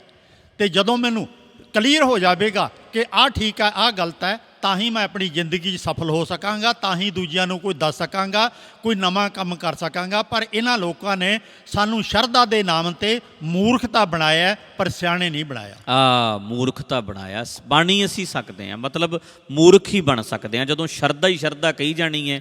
ਕੋਈ ਸਵਾਲ ਨਹੀਂ ਕਰਨਾ, ਕੋਈ ਤਰਕ ਨਹੀਂ ਕਰਨਾ, ਅਤੇ ਉਹਨਾਂ ਚਿਰ ਪਤਾ ਹੀ ਨਹੀਂ ਲੱਗਦਾ। ਗੁਰੂ ਸਾਹਿਬ ਨੇ ਰਾਹ ਹੀ ਤਰਕ ਦਾ ਬਣਾਇਆ ਸੀ ਕਿ ਸ਼ਰਧਾ ਬਾਅਦ 'ਚ ਬਣਾਇਓ, ਪਹਿਲਾਂ ਤਰਕ ਕਰਿਓ। ਮਤਲਬ ਚੰਗੀ ਤਰ੍ਹਾਂ ਤਰਕ ਕਰਕੇ ਵਿਚਾਰ ਕੇ, ਵਿਚਾਰਵਾਨ ਕਹਿ ਲਓ, ਵਿਵੇਕੀ ਕਹਿ ਲਓ, ਗੁਰੂ ਸਾਹਿਬ ਨੇ ਕਿਹਾ ਸੀ ਤਰਕ ਕਰਕੇ ਫਿਰ ਸ਼ਰਧਾ ਬਣਾਉਣੀ ਹੈ। ਹਾਂਜੀ, ਇਹੋ ਜਿਹੇ ਮੈਂ ਦੇਖ ਚੁੱਕਿਆ ਹੋਇਆ। ਸਾਡੇ ਕੋਲੇ ਮੈਂ ਪਹਿਲਾਂ 34 ਕਾਲਜ ਦੇ ਵਿੱਚ ਵੀ 2-3 ਸਾਲ ਪੜ੍ਹਾਇਆ ਅਤੇ 1995 ਤੋਂ ਲੈ ਕੇ 96-97 ਤੱਕ ਪੜ੍ਹਾਉਂਦਾ ਰਿਹਾ ਉੱਥੇ ਵੱਖਰੀ ਕਿਸਮ ਦੀ ਵਿੱਦਿਆ ਨੌਜਵਾਨਾਂ ਨੂੰ ਮੈਂ ਦੇਣ ਦਾ ਯਤਨ ਕੀਤਾ। ਇੱਕ ਨੌਜਵਾਨ ਮੇਰੇ ਕੋਲੇ ਕਮਰੇ 'ਚ ਆ ਗਿਆ, ਰੋਣ ਲੱਗ ਪਿਆ ਮੇਰੇ ਕੋਲੇ ਆ ਕੇ, ਬਾਪੂ ਜੀ ਤੁਸੀਂ ਸਾਧਾਂ ਸੰਤਾਂ ਦੇ ਬਾਰੇ ਬਹੁਤ ਗਲਤ ਬੋਲਦੇ ਹੋ। ਮੈਂ ਕਿਹਾ ਬੇਟਾ ਤੂੰ ਕਿਹੜੇ ਸਾਧ ਦਾ ਚੇਲਾ ਹੈ? ਉਹਨੇ ਮੈਨੂੰ ਦੱਸ ਦਿੱਤਾ ਸਮਾਧ ਭਾਈ ਇੱਧਰ ਮੁਕਤਸਰ ਵੱਲ ਹੈ ਇੱਕ ਪਿੰਡ, ਵੱਡਾ ਪਿੰਡ, ਉੱਥੋਂ ਦਾ ਕੋਈ ਸਾਧ ਸੀ। ਮੈਂ ਕਿਹਾ ਹਾਂ ਦੱਸ। ਉਸ ਮੁੰਡੇ ਨੇ ਜਿਹੜੀ ਮੈਨੂੰ ਗੱਲ ਸੁਣਾਈ ਤੇ ਮੈਂ ਹੈਰਾਨ ਰਹਿ ਗਿਆ। ਅੱਖਾਂ 'ਚੋਂ ਮੇਰੇ ਵੀ ਸੁਣ ਕੇ ਹੰਝੂ ਆ ਗਏ ਤੇ ਉਹਨਾਂ ਨੂੰ ਕਿੰਨੀ ਦੇਰ ਤੋਂ ਬਾਅਦ ਫਿਰ ਸਮਝ ਆਈ ਕਿ ਮੈਂ ਠੀਕ ਹਾਂ, ਕਿ ਸਾਧ ਠੀਕ ਹੈ। ਗੱਲ ਇਹ ਸੀ ਕਿ ਉਹ ਸਾਧ ਜਿਹੜਾ ਉਹਨਾਂ ਨੂੰ ਹੋਰ ਤਾਂ ਭੈੜੇ ਕੰਮ ਕਰਵਾਉਂਦਾ ਸੀ, ਉਹਨਾਂ ਨੂੰ ਆਪਣਾ ਕਸ਼ਹਿਰਾ ਨਿਚੋੜ ਕੇ ਬਾਲਟੀ ਦੇ ਵਿੱਚ ਉਹ ਪਾਣੀ ਅੰਮ੍ਰਿਤ ਕਾ ਕੇ ਉਹਨਾਂ ਨੂੰ ਪਿਆਉਂਦਾ ਸੀ ਤੇ ਉਹ ਉਹਦਾ ਇਸ਼ਨਾਨ ਕੀਤਾ ਪਾਣੀ ਅਤੇ ਕਸ਼ਹਿਰਾ ਨਿਚੋੜਿਆ ਪਾਣੀ ਪੀਂਦੇ ਸੀ ਤੇ ਉਹਨੂੰ ਵੱਡੀ ਕਿਸਮਤ ਵਾਲੇ ਸਮਝਦੇ ਸੀ। ਤੇ ਉਹਨਾਂ ਦੀ ਕਿਸੇ ਦੀ ਹਿੰਮਤ ਨਹੀਂ ਸੀ ਕਿ ਡੇਰਾ ਛੱਡ ਕੇ ਚਲਾ ਜਾਵੇ ਜਾਂ ਸਾਧ ਦੇ ਵਿਰੁੱਧ ਕਿਸੇ ਕੋਲੇ ਸ਼ਿਕਾਇਤ ਕਰੇ ਜਾਂ ਉਹਦੇ ਵਿਰੁੱਧ ਬਗਾਵਤ ਕਰ ਸਕੇ। ਹਿੰਮਤ ਮੁੱਕ ਗਈ ਤੇ ਜਦੋਂ ਉਹਨੇ ਇਹ ਗੱਲ ਸੁਣਾਈ, ਮੈਂ ਦਲੀਲਾਂ ਦੇ ਕੇ ਉਹਨੂੰ ਸਮਝਾਇਆ, ਉਹਨੇ ਫਿਰ ਕਿਹਾ ਕਿ ਮੈਨੂੰ ਅੱਜ ਪਤਾ ਲੱਗਿਆ ਕਿ ਅਸੀਂ ਅੰਨੇ ਹੋ ਚੁੱਕੇ ਹਾਂ, ਨਹੀਂ ਤਾਂ ਸਾਡੀ ਜ਼ਿੰਦਗੀ ਇਹਨਾਂ ਲੋਕਾਂ ਨੇ ਬਰਬਾਦ ਕਰ ਦਿੱਤੀ ਹੋਈ ਹੈ।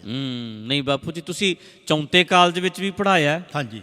ਤੇ ਆਪਣੇ ਗੁਰਮਤਿ ਗਿਆਨ ਕਾਲਜ 'ਚ ਵੀ ਪੜ੍ਹਾਇਆ, ਜਿਹੜਾ ਲੁਧਿਆਣੇ ਵਾਲਾ। ਹਾਂਜੀ।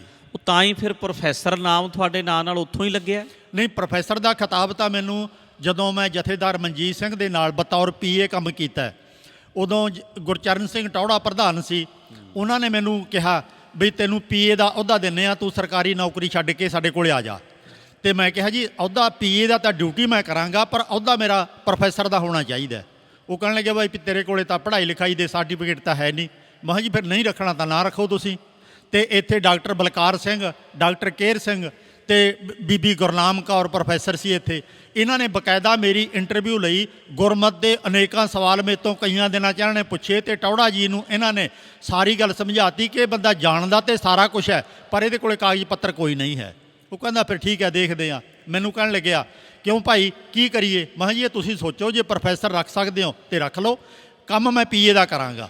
ਉਹਨਾਂ ਨੇ ਫਿਰ ਸ਼੍ਰੋਮਣੀ ਕਮੇਟੀ ਦੀ ਜਿਹੜੀ ਇਹਨਾਂ ਦੀ ਵਰਕਿੰਗ ਕਮੇਟੀ ਹੁੰਦੀ ਹੈ, ਉਹਦੇ ਵਿੱਚ ਮਤਾ ਪਾ ਕੇ ਮੈਨੂੰ ਵਿਜ਼ਿਟਿੰਗ ਪ੍ਰੋਫੈਸਰ ਦਾ ਖਿਤਾਬ ਦਿੱਤਾ ਤੇ ਤਾਂ ਮੈਂ ਆਪਣੇ ਨਾਮ ਨਾਲ ਪ੍ਰੋਫੈਸਰ ਲਾਉਣ ਲੱਗਿਆ। ਤੇ ਉਸ ਤੋਂ ਬਾਅਦ ਫਿਰ ਮੈਂ ਕਾਲਜਾਂ ਦੇ ਵਿੱਚ ਪ੍ਰੋਫੈਸਰ ਦੀ ਡਿਊਟੀ ਵੀ ਕਰਦਾ ਰਿਹਾ, ਤਾਂ ਮੈਂ ਆਪਣੇ ਨਾਮ ਨਾਲ ਲਾਉਣ ਲੱਗਿਆ। ਜਿਹੜੇ ਕਹਿੰਦੇ ਨੇ ਅਨਪੜ੍ਹ ਪ੍ਰੋਫੈਸਰ ਸੀ, ਮੈਂ ਤੁਹਾਨੂੰ ਸੈਂਕੜੇ ਬੰਦਿਆਂ ਦੇ ਨਾਮ ਗਿਣਾ ਸਕਦਾ ਜਿਹੜੇ ਸਕੂਲ ਨਹੀਂ ਗਏ ਪਰ ਪ੍ਰੋਫੈਸਰ ਲੱਗੇ ਸੀ। ਇੱਥੇ ਕਿਰਪਾਲ ਸਿੰਘ ਕਜ਼ਾਕ ਪੰਜਾਬੀ ਯੂਨੀਵਰਸਿਟੀ ਦੇ ਵਿੱਚੋਂ 2003 ਦੇ ਵਿੱਚ ਰਿਟਾਇਰ ਹੋਏ ਹੈ।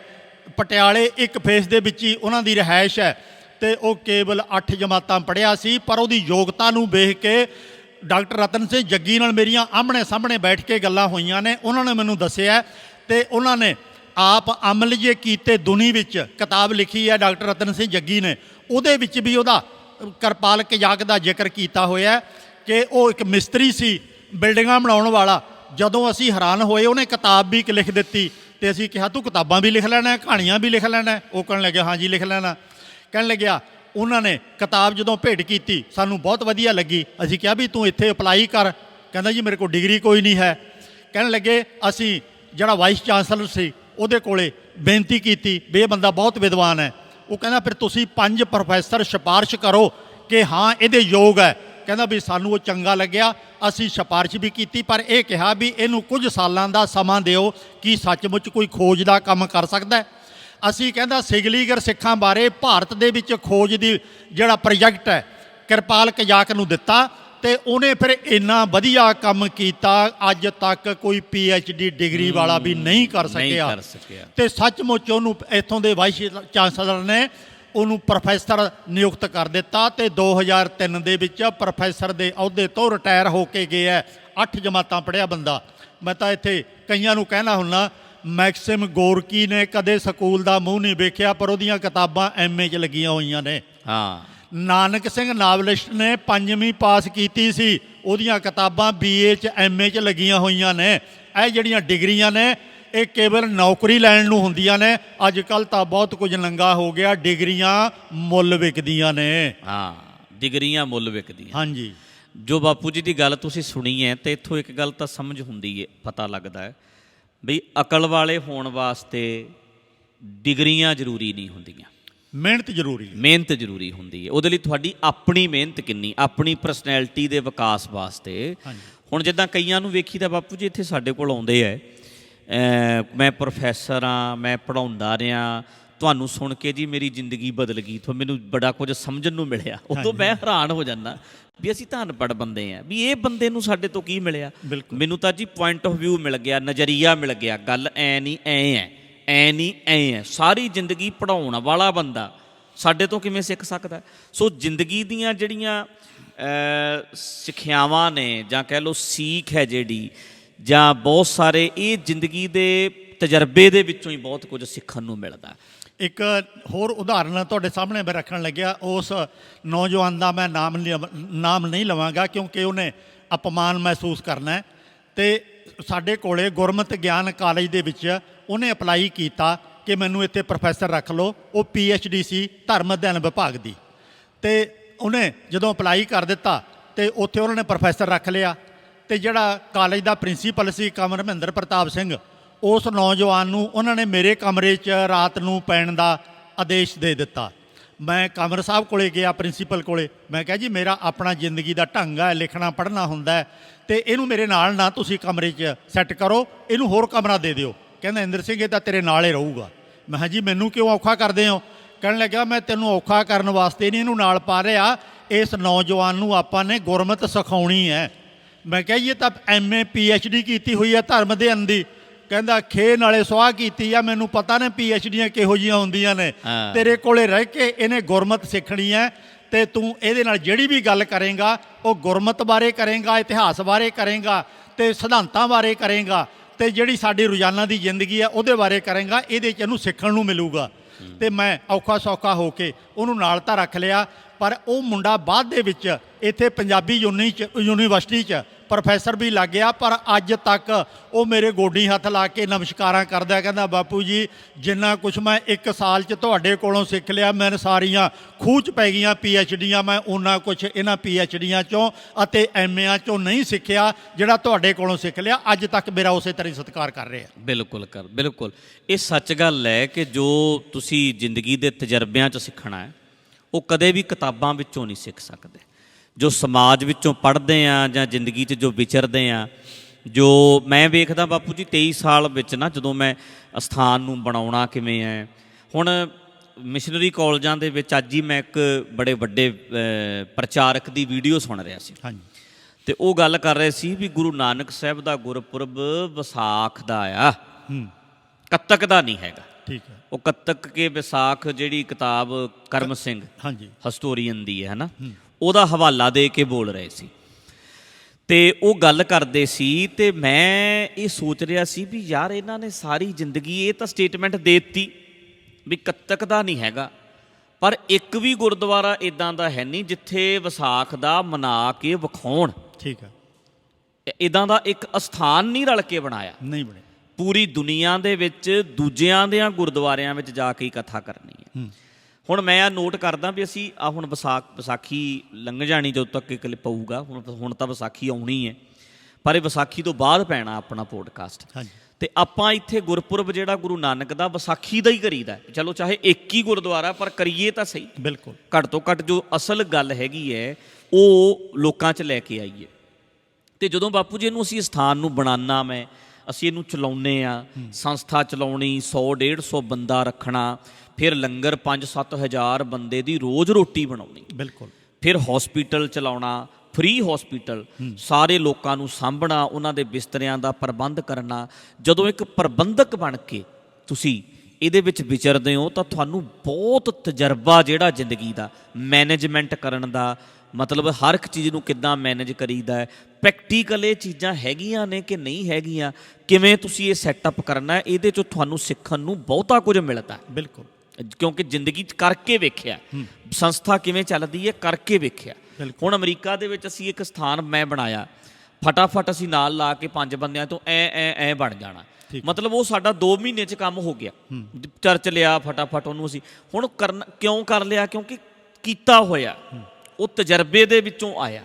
ਜਿਹੜੀ ਜ਼ਿੰਦਗੀ ਦੇ ਵਿੱਚ ਤਜਰਬਿਆਂ 'ਚੋਂ ਅਸੀਂ ਸਿੱਖ ਸਕਦੇ ਹਾਂ, ਉਹ ਅਸੀਂ ਚੀਜ਼ਾਂ ਕਿਤਾਬਾਂ ਵਿੱਚੋਂ ਨਹੀਂ ਸਿੱਖ ਸਕਦੇ। ਬਿਲਕੁਲ। ਜਿੰਨੇ ਵਧੀਆ ਤਜਰਬੇ ਹੋਣਗੇ ਜ਼ਿੰਦਗੀ ਦੇ ਵਿੱਚ, ਓਨਾ ਅਸੀਂ ਵਧੀਆ ਸਿੱਖਦੇ ਜਾਵਾਂਗੇ। ਸੋ ਹਾਂਜੀ, ਇੱਕ ਜਿਹੜੀ ਮੇਰੇ ਸਰੋਤਿਆਂ ਨੂੰ ਸ਼ਾਇਦ ਗੱਲ ਵਧੀਆ ਲੱਗੇ, ਇੱਕ ਮੈਂ ਉਦਾਹਰਨ ਦੇ ਤੌਰ 'ਤੇ ਗੱਲ ਕਹਿਣੀ ਚਾਹੁੰਦਾ ਵੀ ਹਰੇਕ ਬੰਦਾ ਜਿਹੜਾ ਤੁਹਾਨੂੰ ਅੱਜ ਬਹੁਤ ਵਧੀਆ ਨਜ਼ਰ ਆਉਂਦਾ ਹੈ ਜਾਂ ਜਿਹਦਾ ਸਤਿਕਾਰ ਹੈ ਸਮਾਜ ਦੇ ਵਿੱਚ, ਚਾਹੇ ਉਹ ਬੋਲਣ ਸਿੱਖਿਆ ਹੈ, ਚਾਹੇ ਕੁਝ ਕਰਨ ਸਿੱਖਿਆ ਹੈ, ਪਰ ਉਹ ਜਦੋਂ ਸਾਨੂੰ ਕੁਝ ਹੱਦ ਤੱਕ ਲੱਗਦਾ ਵੀ ਇਹ ਵੱਖਰਾ ਹੈ ਬਾਕੀਆਂ ਤੋਂ, ਉਹ ਇੱਕ ਉਦਾਹਰਨ ਮੈਂ ਤੁਹਾਨੂੰ ਦੇਣੀ ਚਾਹੁੰਦਾ। ਉਹ ਹੈ ਕਿ ਇੱਕ ਬੰਦਾ ਚਲਾ ਗਿਆ ਦਰਿਆ ਦੇ ਕਿਨਾਰੇ ਘੁੰਮਣ ਵਾਸਤੇ। ਉੱਥੇ ਤੁਰਦਾ ਰਿਹਾ ਨਾਲ ਨਾਲ ਦਰਿਆ ਦੇ, ਤੇ ਇੱਕ ਪੱਥਰ ਉਹਨੂੰ ਬੜਾ ਸੋਹਣਾ ਲੱਗਿਆ, ਪਾਣੀ ਦੇ ਵਿੱਚ ਪਿਆ। ਉਹ ਪੱਥਰ ਨੂੰ ਚੁੱਕਿਆ, ਉਹਨੂੰ ਸਾਫ਼ ਕੀਤਾ, ਪਾਣੀ 'ਚ ਧੋਇਆ, ਰੇਤੇ ਨਾਲ ਰਗੜਿਆ, ਉਹ ਹੋਰ ਚਮਕਦਾਰ ਬਣ ਗਿਆ ਪੱਥਰ। ਉਹਨੇ ਕਿਹਾ ਵੀ ਇਹ ਤਾਂ ਬੜਾ ਵਧੀਆ ਬਈ, ਇਹਨੂੰ ਤਾਂ ਘਰੇ ਲੈ ਚੱਲੀਏ। ਉਹ ਪੱਥਰ ਘਰੇ ਲਿਆਂਦਾ, ਹੋਰ ਚੰਗੀ ਤਰ੍ਹਾਂ ਸਾਫ਼ ਕੀਤਾ, ਉਹਨੇ ਆਪਣੇ ਇੱਕ ਅਲਮਾਰੀ 'ਚ ਸ਼ੋਕੇਸ ਦੇ ਵਿੱਚ ਉਹਨੂੰ ਰੱਖ ਦਿੱਤਾ ਜੀ। ਕੁਝ ਦਿਨਾਂ ਤੋਂ ਬਾਅਦ ਉੱਥੇ ਕੋਈ ਮਹਿਮਾਨ ਆਇਆ। ਉਹ ਮਹਿਮਾਨ ਆ ਕੇ ਕਹਿਣ ਲੱਗਿਆ ਵੀ ਆਹਾ ਹਾ ਇੰਨਾ ਸੋਹਣਾ ਪੱਥਰ, ਇਹ ਤਾਂ ਨਿਰਾ ਹੀਰਾ ਹੈ, ਇਹ ਤੂੰ ਕਿੱਥੋਂ ਲਿਆਂਦਾ? ਤੇ ਉਹ ਬੰਦਾ ਤੇ ਹਾਲੇ ਪੱਥਰ ਦਾ ਮਾਲਕ ਨਹੀਂ ਬੋਲਿਆ। ਕਹਾਣੀ ਸਮਝਾਉਣ ਵਾਸਤੇ ਆ, ਧਿਆਨ ਰੱਖਿਓ। ਉਹ ਪੱਥਰ ਬੋਲ ਪਿਆ। ਉਹ ਕਹਿਣ ਲੱਗਿਆ ਭਾਈ ਮੇਰੀ ਗੱਲ ਧਿਆਨ ਨਾਲ ਸੁਣ ਲੈ ਕਿ ਇਹੋ ਜਿਹਾ ਮੈਂ ਇੱਕੋ ਦਿਨ 'ਚ ਨਹੀਂ ਬਣਿਆ। ਕਹਿੰਦਾ ਵੀ ਇਹ ਤੂੰ ਕੌਣ ਬੋਲਦਾ? ਕਹਿੰਦਾ ਮੈਂ ਇਹ ਪੱਥਰ ਬੋਲਦਾ ਜਿਹੜੇ ਨਾਲ ਤੂੰ ਗੱਲ ਕਰ ਰਿਹਾ। ਮੈਂ ਦਰਿਆ 'ਚੋਂ ਲਿਆਂਦਾ ਸੀ ਇਸ ਭਾਈ ਨੇ, ਪਰ ਮੈਂ ਹਿਮਾਲਾ ਪਰਬਤ ਤੋਂ ਰੁੜਿਆ ਸੀ ਅੱਜ ਤੋਂ 1000 ਸਾਲ ਪਹਿਲਾਂ। ਉੱਥੋਂ ਰੁੜਦਾ ਹੋਇਆ, ਠੋਕਰਾਂ ਖਾਂਦਾ ਹੋਇਆ, ਪਾਣੀ 'ਚ ਡੁਬਕੀਆਂ ਲਾਉਂਦਾ ਹੋਇਆ, ਰੇਤੇ 'ਚ ਰਗੜਦਾ ਆਪਣੇ ਆਪ ਨੂੰ, ਸਰਕਦਾ ਸਰਕਦਾ 1000 ਸਾਲ ਦੇ ਵਿੱਚ ਮੈਂ ਇੱਥੇ ਤੱਕ ਪਹੁੰਚਿਆ ਸੀ ਜਿੱਥੇ ਇਸ ਭਾਈ ਨੇ ਮੈਨੂੰ ਚੁੱਕ ਕੇ ਲਿਆਂਦਾ। ਤੇ ਮੈਂ ਇੰਨੀਆਂ ਮੁਸੀਬਤਾਂ ਝੱਲੀਆਂ, ਮੈਂ ਆਸ ਕਰਦਾ ਸੀ ਕਿ ਕਦੀ ਮੇਰੀ ਵੀ ਕਦਰ ਪਵੇਗੀ, ਪਰ ਧੰਨ ਭਾਗ ਨੇ ਮੇਰੇ ਕਿ 1000 ਸਾਲ ਤੋਂ ਬਾਅਦ ਸਹੀ, ਮੁਸੀਬਤਾਂ ਝੱਲਣ ਦੇ ਬਾਅਦ ਸਹੀ, ਪਰ ਮੈਨੂੰ ਇਹ ਪਸੰਦ ਕਰਕੇ ਆਪਣੇ ਘਰੇ ਲਿਆਇਆ।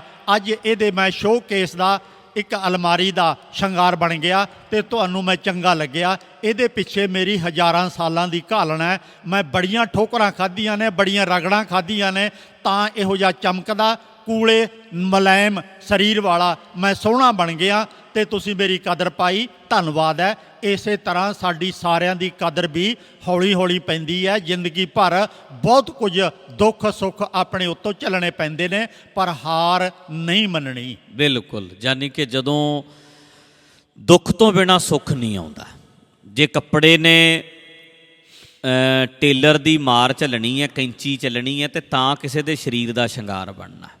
ਸੋਨੇ ਨੇ ਕੁਠਾਲੀ 'ਚ ਪੈਣਾ ਹੈ ਤਾਂ ਜਾ ਕੇ ਕਿਸੇ ਦੇ ਸਰੀਰ ਦਾ ਸ਼ਿੰਗਾਰ ਬਣਨਾ ਹੈ। ਲੱਕੜ ਨੇ ਤਰਖਾਣ ਦੀ ਆਰੀ ਦੇ ਥੱਲੇ ਸਿਰ ਦੇਣਾ ਹੈ ਤਾਂ ਜਾ ਕੇ ਟੇਬਲ ਚੇਅਰਾਂ ਬਣਨਾ ਹੈ, ਤਾਂ ਜਾ ਕੇ ਕਿਸੇ ਦੇ ਘਰ ਦਾ ਸ਼ਿੰਗਾਰ ਬਣਨਾ ਹੈ। ਬਿਲਕੁਲ। ਸੋ ਇਹ ਚੀਜ਼ਾਂ ਜਿਹੜੀਆਂ ਨੇ ਬਿਨਾਂ ਤਜਰਬਿਆਂ ਤੋਂ ਨਹੀਂ ਆਉਂਦੀਆਂ। ਲੋਕ ਬਿਨਾਂ ਤਜਰਬਿਆਂ ਤੋਂ ਭਾਲਦੇ ਆ। ਹਾਂਜੀ, ਸਿੱਖਿਆ ਹੀ ਭਾਲਦੇ ਆ ਵੀ ਬਸ ਕੋਈ ਕੀਤਾ ਕਰਾਇਆ ਸਾਨੂੰ ਸਾਰਾ ਕੁਝ ਮਿਲ ਜਾਏ। ਜਿਵੇਂ ਜੱਪਟ ਕੀਤੇ ਕਰਾਏ ਪਾਠ ਲੋਕ ਕਰਾ ਰਹੇ ਆ, ਤੇ ਕੀਤਾ ਕਰਾਇਆ ਹੀ ਸਾਰਾ ਕੁਝ ਭਾਲਦੇ ਆ ਵੀ ਇੱਦਾਂ ਮਿਲ ਜੇ। ਸੋ ਜ਼ਿੰਦਗੀ ਵਿੱਚ ਸਭ ਤੋਂ ਵਧੀਆ ਗਿਆਨ ਜਿਹੜਾ ਹੈ, ਸਿੱਖਿਆ ਜਿਹੜੀ, ਉਹ ਤਜਰਬਿਆਂ ਦੇ ਵਿੱਚੋਂ ਹੀ ਮਿਲਦੀ ਹੈ। ਸੋ ਉਹ ਤਜਰਬੇ ਤੁਹਾਡੇ ਹੋਏ। ਇੱਥੋਂ ਤੱਕ ਅਸੀਂ ਆਪਣੇ ਸਰੀਰ ਤੋਂ ਕੰਮ ਸ਼ੁਰੂ ਕਰ ਲਈਏ। ਸਾਡੇ 2 ਹੱਥ ਇੱਕੋ ਜਿਹੇ ਨੇ। ਕਈ ਬਚਪਨ ਤੋਂ ਆਪਣਾ ਖੱਬਾ ਹੱਥ ਜ਼ਿਆਦਾ ਵਰਤਣ ਲੱਗ ਪੈਂਦੇ ਨੇ, ਸੱਜਾ ਘੱਟ ਵਰਤਦੇ ਨੇ, ਪਰ ਆਮ ਸੱਜਾ ਹੱਥ ਵਰਤਦੇ ਨੇ, ਖੱਬੇ ਦੀ ਘੱਟ ਵਰਤੋਂ ਕਰਦੇ ਨੇ। ਜਿਹੜਾ ਹੱਥ ਆਪਾਂ ਨੇ ਵਰਤਣਾ ਸ਼ੁਰੂ ਕਰ ਲਿਆ, ਮੰਨ ਲਓ ਮੈਂ ਸੱਜਾ ਹੱਥ ਵਰਤਦਾ, ਤਾਂ ਉਹੀ ਕੰਮ ਜਿਹੜਾ ਮੈਂ ਰੋਜ਼ ਸੱਜੇ ਹੱਥ ਨਾਲ ਆਰਾਮ ਨਾਲ ਕਰੀ ਜਾਂਦਾ, ਤੇ ਜੇ ਮੈਨੂੰ ਖੱਬੇ ਹੱਥ ਨਾਲ ਕਰਨਾ ਪੈ ਜੇ ਮੈਨੂੰ ਕਾਂਬਾ ਛਿੜ ਜਾਂਦਾ। ਉਹੀ ਕੰਮ ਮੈਂ ਖੱਬੇ ਹੱਥ ਨਾਲ ਨਹੀਂ ਕਰ ਸਕਾਂਗਾ। ਨਹੀਂ ਕਰ ਸਕਦੇ। ਕਲਮ ਚਲਾਉਣੀ, ਪੈਨ ਚਲਾਉਣਾ ਮੈਂ ਖੱਬੇ ਹੱਥ ਨਾਲ ਨਹੀਂ ਚਲਾ ਸਕਾਂਗਾ, ਕਿਉਂਕਿ ਮੈਨੂੰ ਇਹਦੀ ਪ੍ਰੈਕਟਿਸ ਨਹੀਂ ਹੋਈ। ਹੱਥ ਤਾਂ ਦੋਵੇਂ ਇੱਕੋ ਜਿਹੇ ਨੇ, ਕੋਈ ਫਰਕ ਨਹੀਂ ਇਹਨਾਂ ਦੇ ਵਿੱਚ। ਇਸੇ ਤਰ੍ਹਾਂ ਜਿਹੜੇ ਅੰਗ ਨੂੰ ਆਪਾਂ ਵਰਤਣਾ ਸ਼ੁਰੂ ਕਰ ਲਿਆ, ਉਹ ਚੱਲ ਪਿਆ, ਉਹਨੇ ਤਰ੍ਹਾਂ ਤਰ੍ਹਾਂ ਦੇ ਵਧੀਆ ਕੰਮ ਕਰਨੇ ਸ਼ੁਰੂ ਕਰ ਲਏ। ਪਰ ਜਿਹੜੇ ਅੰਗ ਨੂੰ ਨਹੀਂ ਵਰਤਿਆ, ਉਹ ਨਕਾਰਾ ਹੋ ਗਿਆ, ਉਹ ਮਿੱਟੀ ਹੋ ਗਿਆ, ਤੇ ਉਹਨੇ ਕੋਈ ਵੀ ਕੰਮ ਕਰਨਾ ਨਹੀਂ ਸਿੱਖਿਆ। ਇੱਕ ਇੱਥੋਂ ਦਾ ਸਮਾਜ ਸੇਵੀ ਵੀਰ ਹੈ ਸਾਡਾ, ਤੇ ਉਹਨੇ ਸਪੋਕਸਮੈਨ ਅਖਬਾਰ ਦੇ ਵਿੱਚ ਲੇਖ ਲਿਖਿਆ ਸੀ ਇੱਕ। ਮੈਨੂੰ ਉਹ ਲੇਖ ਵਧੀਆ ਲੱਗਿਆ, ਮੈਂ ਕਿਤਾਬ 'ਚ ਪਾਇਆ, ਪਰ ਉਹਦੇ ਵਿੱਚ ਮੈਂ ਵਾਧਾ ਕੀਤਾ ਲੇਖ ਦੇ ਵਿੱਚ, ਤੇ ਬਾਅਦ 'ਚ ਉਹ ਕਿਤਾਬ ਮੈਂ ਉਸ ਪੀਰ ਨੂੰ ਭੇਜ ਦਿੱਤੀ। ਤਾਂ ਉਹਨੇ ਕਿਤਾਬ ਪੜ੍ਹ ਕੇ ਮੇਰੇ ਕੋਲੇ ਘਰੇ ਮਿਲਣ ਆਇਆ, ਕਹਿੰਦਾ ਗਿਆਨੀ ਜੀ ਆਹ ਗੱਲ ਤਾਂ ਸਿਰੇ ਲਾਤੀ, ਮੈਤੋਂ ਇਹ ਕਮੀ ਰਹਿ ਗਈ ਸੀ। ਗੱਲ ਇਹ ਸੀ, ਉਹਨੇ ਪ੍ਰੇਰਨਾ ਕੀਤੀ ਸੀ ਕਿ ਜੇ ਕੋਈ ਨੌਜਵਾਨ ਐਕਸੀਡੈਂਟ ਦੇ ਵਿੱਚ ਬੰਦਾ ਮਰ ਜਾਂਦਾ, ਪਰਿਵਾਰ ਨੂੰ ਚਾਹੀਦਾ ਉਹਦੇ ਅੰਗਾਂ ਨੂੰ ਹਸਪਤਾਲਾਂ ਦੇ ਵਿੱਚ ਦਾਨ ਕਰ ਦੇਵੇ, ਤਾਂ ਕਿ ਕਿਸੇ ਹੋਰ ਲੋੜਵੰਦ ਦੇ ਉਹਦੀਆਂ ਅੱਖਾਂ, ਉਹਦੀ ਕਿਡਨੀ, ਉਹਦੇ ਹੋਰ ਅੰਗ ਕੰਮ ਆ ਸਕਣ। ਤੇ ਨਹੀਂ ਤਾਂ ਇਹ ਅੰਗ ਸਾਰੇ ਅੱਗ 'ਚ ਸੜ ਜਾਣਗੇ।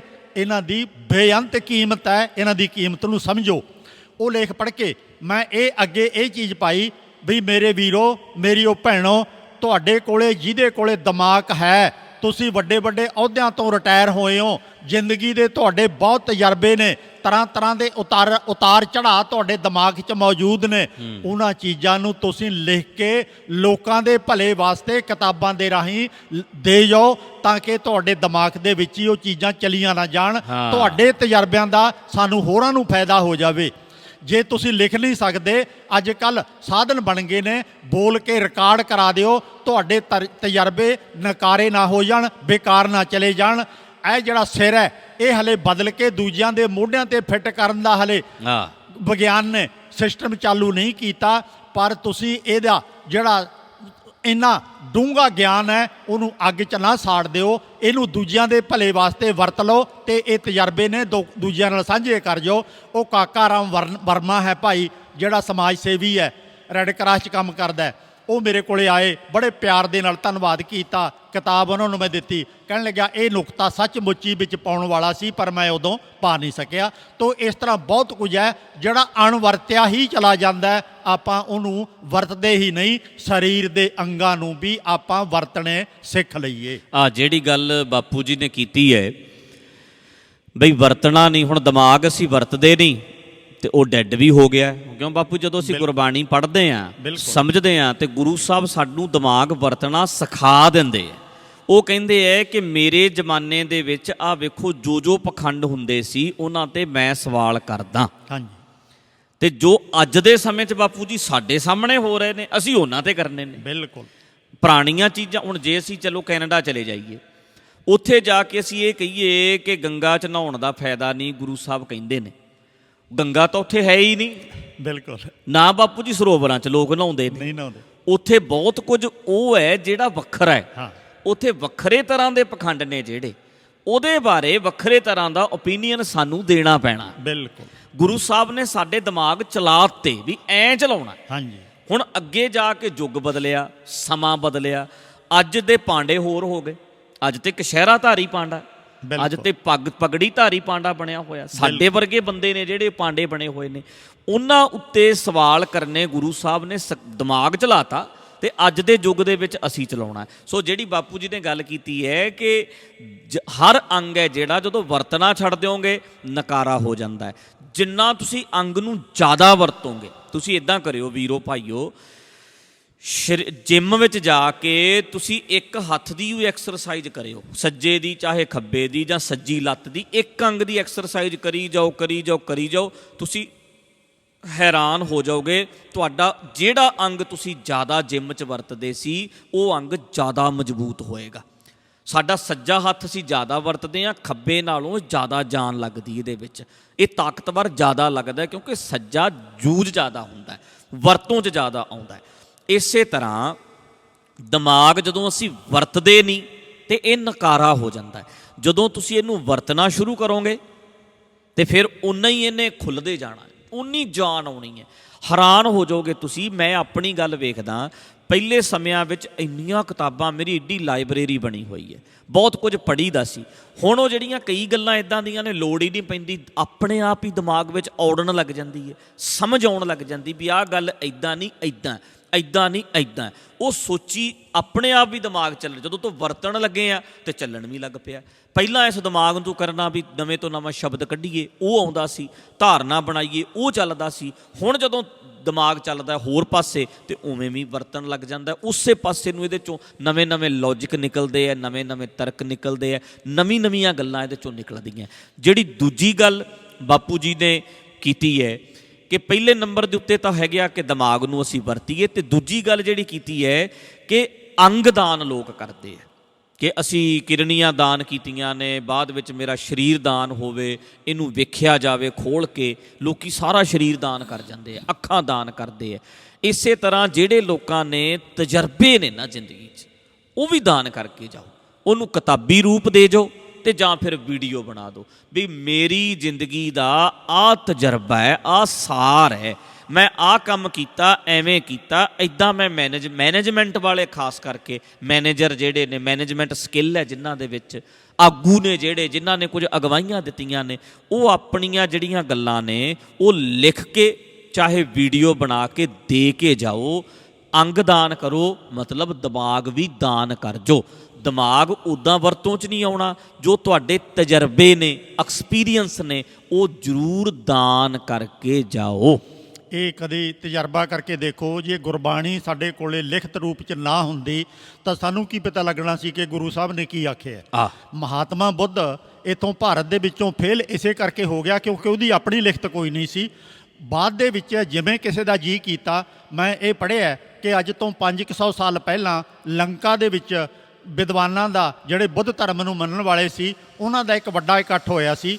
ਉਹਨਾਂ ਨੇ ਮਹਾਤਮਾ ਬੁੱਧ ਦੇ ਸਿੱਖਿਆਵਾਂ ਜਿਹੜੀਆਂ ਉਹਨਾਂ ਨੂੰ ਲੱਗਦੀਆਂ ਸੀ, ਉਹਨਾਂ ਸਿੱਖਿਆਵਾਂ 'ਤੇ ਆਧਾਰਿਤ ਕਿਤਾਬਾਂ ਲਿਖੀਆਂ ਨੇ। ਉਹ ਕਿਤਾਬਾਂ ਹੀ ਮਹਾਤਮਾ ਬੁੱਧ ਦੇ ਨਾਮ 'ਤੇ ਚੱਲਦੀਆਂ ਨੇ, ਜਿਹੜੀਆਂ ਕਿ 400-450 ਸਾਲ ਪਹਿਲਾਂ ਲਿਖੀਆਂ ਗਈਆਂ ਸੀ।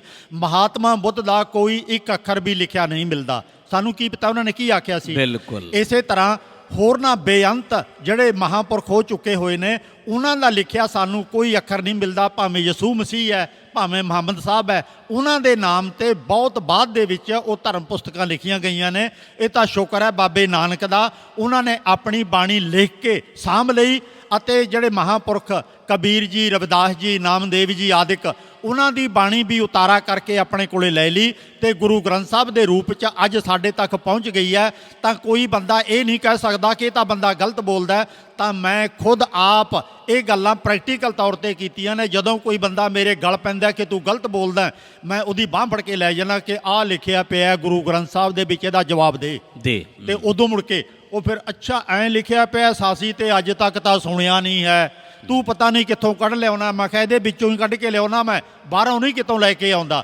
ਤੇ ਫਿਰ ਚੁੱਪ ਹੁੰਦੇ ਨੇ। ਨਹੀਂ ਤਾਂ ਜੇ ਗੁਰਬਾਣੀ ਸਾਡੇ ਕੋਲੇ ਨਾ ਹੁੰਦੀ, ਜਿਹੜਾ ਥੋੜਾ ਬਹੁਤਾ ਬੋਲ ਲੈਂਦੇ ਆ, ਇਹ ਵੀ ਉਹਨਾਂ ਨੇ ਬੋਲਣਾ ਬੰਦ ਕਰਵਾ ਦੇਣਾ ਸੀ। ਬਿਲਕੁਲ। ਆ ਹੁਣ ਜਿਹੜੀ ਗੱਲ ਬਾਪੂ ਜੀ ਨੇ ਕੀਤੀ ਹੈ, ਜੇ ਤੁਸੀਂ ਧਿਆਨ ਨਾਲ ਸੁਣੋਗੇ ਤਾਂ ਬਾਪੂ ਜੀ ਦੀਆਂ ਗੱਲਾਂ ਚਾਹੇ ਸਾਡੇ ਦੀਵਾਨ ਸੁਣ ਲਓ, ਤੁਹਾਨੂੰ ਇਹ ਲੱਗਣਾ ਵੀ ਇਹਨਾਂ ਲੋਕਾਂ ਦੀ ਸ਼ਰਧਾ ਪਿਆਰ ਗੁਰੂ ਸਾਹਿਬ ਤੇ ਦੂਜੇ ਲੋਕਾਂ ਨਾਲੋਂ ਜ਼ਿਆਦਾ ਹੈ। ਅਡੰਬਰ ਚਲਾਏ ਹੋਏ ਹੈ ਗੁਰੂ ਸਾਹਿਬ ਦੇ ਨਾਂ ਉੱਤੇ। ਬਾਪੂ ਇੰਦਰ ਸਿੰਘ ਘੱਗਾ ਹੋਣਾ ਦਾ ਜਾਂ ਸਾਡਾ ਗੁਰੂ ਸਾਹਿਬ ਨਾਲ ਵਿਰੋਧ ਨਹੀਂ, ਗੁਰੂ ਸਾਹਿਬ ਦੇ ਨਾਂ ਉੱਤੇ ਚੱਲ ਰਹੇ ਅਡੰਬਰ ਨਾਲ ਵਿਰੋਧ ਹੈ। ਗੁਰੂ ਸਾਹਿਬ ਦੇ ਨਾਂ ਉੱਤੇ ਚੱਲ ਰਹੇ ਧੰਦੇ ਨਾਲ ਵਿਰੋਧ ਹੈ। ਜੋ ਗੁਰੂ ਸਾਹਿਬ ਦੇ ਨਾਂ ਉੱਤੇ ਇਹਨਾਂ ਨੇ ਧੰਦੇ ਚਲਾਏ ਹੋਏ ਹੈ, ਉਹਦੇ ਕਰਕੇ ਸਾਰਾ ਰੌਲਾ ਆ। ਜੋ ਮੈਂ ਤੇ ਹੈਰਾਨ, ਬਾਪੂ ਜੀ ਦੀਆਂ ਇਹਨਾਂ ਦੀਆਂ ਕਿਤਾਬਾਂ ਪੜ੍ਹੀਆਂ ਹੈ, ਮੈਂ ਸਾਰੀਆਂ ਤਾਂ ਨਹੀਂ। ਬਾਪੂ ਜੀ ਟੋਟਲ ਕਿਤਾਬਾਂ ਕਿੰਨੀਆਂ ਨੇ ਇਸ ਵਕਤ? 27 ਹੋ ਗਈਆਂ। 27 ਕਿਤਾਬਾਂ ਤੁਸੀਂ ਲਿਖੀ। ਹਾਂਜੀ। ਉਹਦੇ ਵਿੱਚੋਂ ਕੁਛ ਕੁ ਕਿਤਾਬਾਂ ਮੈਂ ਪੜ੍ਹੀਆਂ, ਸਾਰੀਆਂ ਤਾਂ ਮੈਂ ਨਹੀਂ ਪੜ੍ਹ ਸਕਿਆ। ਤੇ ਉਹਦੇ ਵਿੱਚੋਂ ਮੈਂ ਹੈਰਾਨ ਇਸ ਗੱਲੋਂ ਆ, ਮੈਂ ਤੁਹਾਨੂੰ ਜਿਹੜੀ ਗੱਲ ਕਹਿਣੀ ਚਾਹੁੰਦਾ ਵੀ ਅੱਜ ਲੋਕੀ ਫੇਸਬੁੱਕ ਦੇ ਉੱਤੇ ਇੱਕ ਦੂਜੇ ਦਾ ਨਾਂ ਲੈ ਕੇ ਗੱਲ ਕਰਦੇ ਆ, ਪਰ ਇਹਨਾਂ ਨੇ ਉਸ ਵੇਲੇ ਬੰਦਿਆਂ ਦੇ ਨਾਮ ਲਿਖੇ ਆ ਜਦੋਂ ਕੋਈ ਨਾਂ ਨਹੀਂ ਸੀ ਲੈਂਦਾ। ਬਕਾਇਦਾ ਨਾਮ ਲਿਖ ਕੇ, ਬਕਾਇਦਾ ਤੱਥ ਦੇ ਕੇ ਵੀ ਇਸ ਬੰਦੇ ਨੇ ਇੱਥੇ ਆਹ ਕੀਤਾ, ਇੱਥੇ ਆਹ ਗਮਨ ਕੀਤਾ, ਇੱਥੇ ਆਹ ਖਾਧਾ, ਸ਼੍ਰੋਮਣੀ ਕਮੇਟੀ 'ਚ ਕੀ ਕੁਝ ਖਾਧਾ, ਕਿੱਥੇ ਕਿੱਥੇ ਕਿਹਦੇ ਪੀਏ ਨੇ, ਕਿਹਦੇ ਤੋਂ ਪੈਸੇ ਲਏ, ਸਾਰਾ ਕੁਝ ਡਿਟੇਲ ਨਾਲ ਕਿਤਾਬਾਂ 'ਚ ਬਾਪੂ ਜੀ ਲਿਖਿਆ ਹੈ ਜੀ। ਬਿਲਕੁਲ। ਜਿਹੜੀਆਂ ਉਸ ਵੇਲੇ 'ਚ ਤੁਸੀਂ, ਕਿਉਂਕਿ ਤਜਰਬੇ ਨੇ, ਸੁਣੀਆਂ ਗੱਲਾਂ ਨਹੀਂ। ਇਹਨਾਂ ਦੇ ਸ਼੍ਰੋਮਣੀ ਕਮੇਟੀ ਦੇ ਨਾਲ, ਲੀਡਰਾਂ ਦੇ ਨਾਲ, ਪੁਰਾਣੇ ਨਵੇਂ ਸਾਰੇ ਤਰ੍ਹਾਂ ਦੇ ਸਿੱਖਾਂ ਦੇ ਨਾਲ ਵਾਹ ਪਿਆ ਜਿਹੜਾ, ਉਹਦੇ ਤਜਰਬੇ ਜਿਹੜੇ ਨੇ ਆਪਣੀਆਂ ਕਿਤਾਬਾਂ ਵਿੱਚ ਤੱਥਾਂ ਸਮੇਤ ਲਿਖੇ ਹੈ। ਇੱਕ ਘਟਨਾ ਤੁਹਾਨੂੰ ਜਿਹੜੀ ਕਿ ਬਹੁਤ ਮਹੱਤਵਪੂਰਨ ਸਾਬਤ ਹੋਈ, ਉਹ ਮੈਂ ਸੁਣਾਉਣ ਲੱਗਿਆ।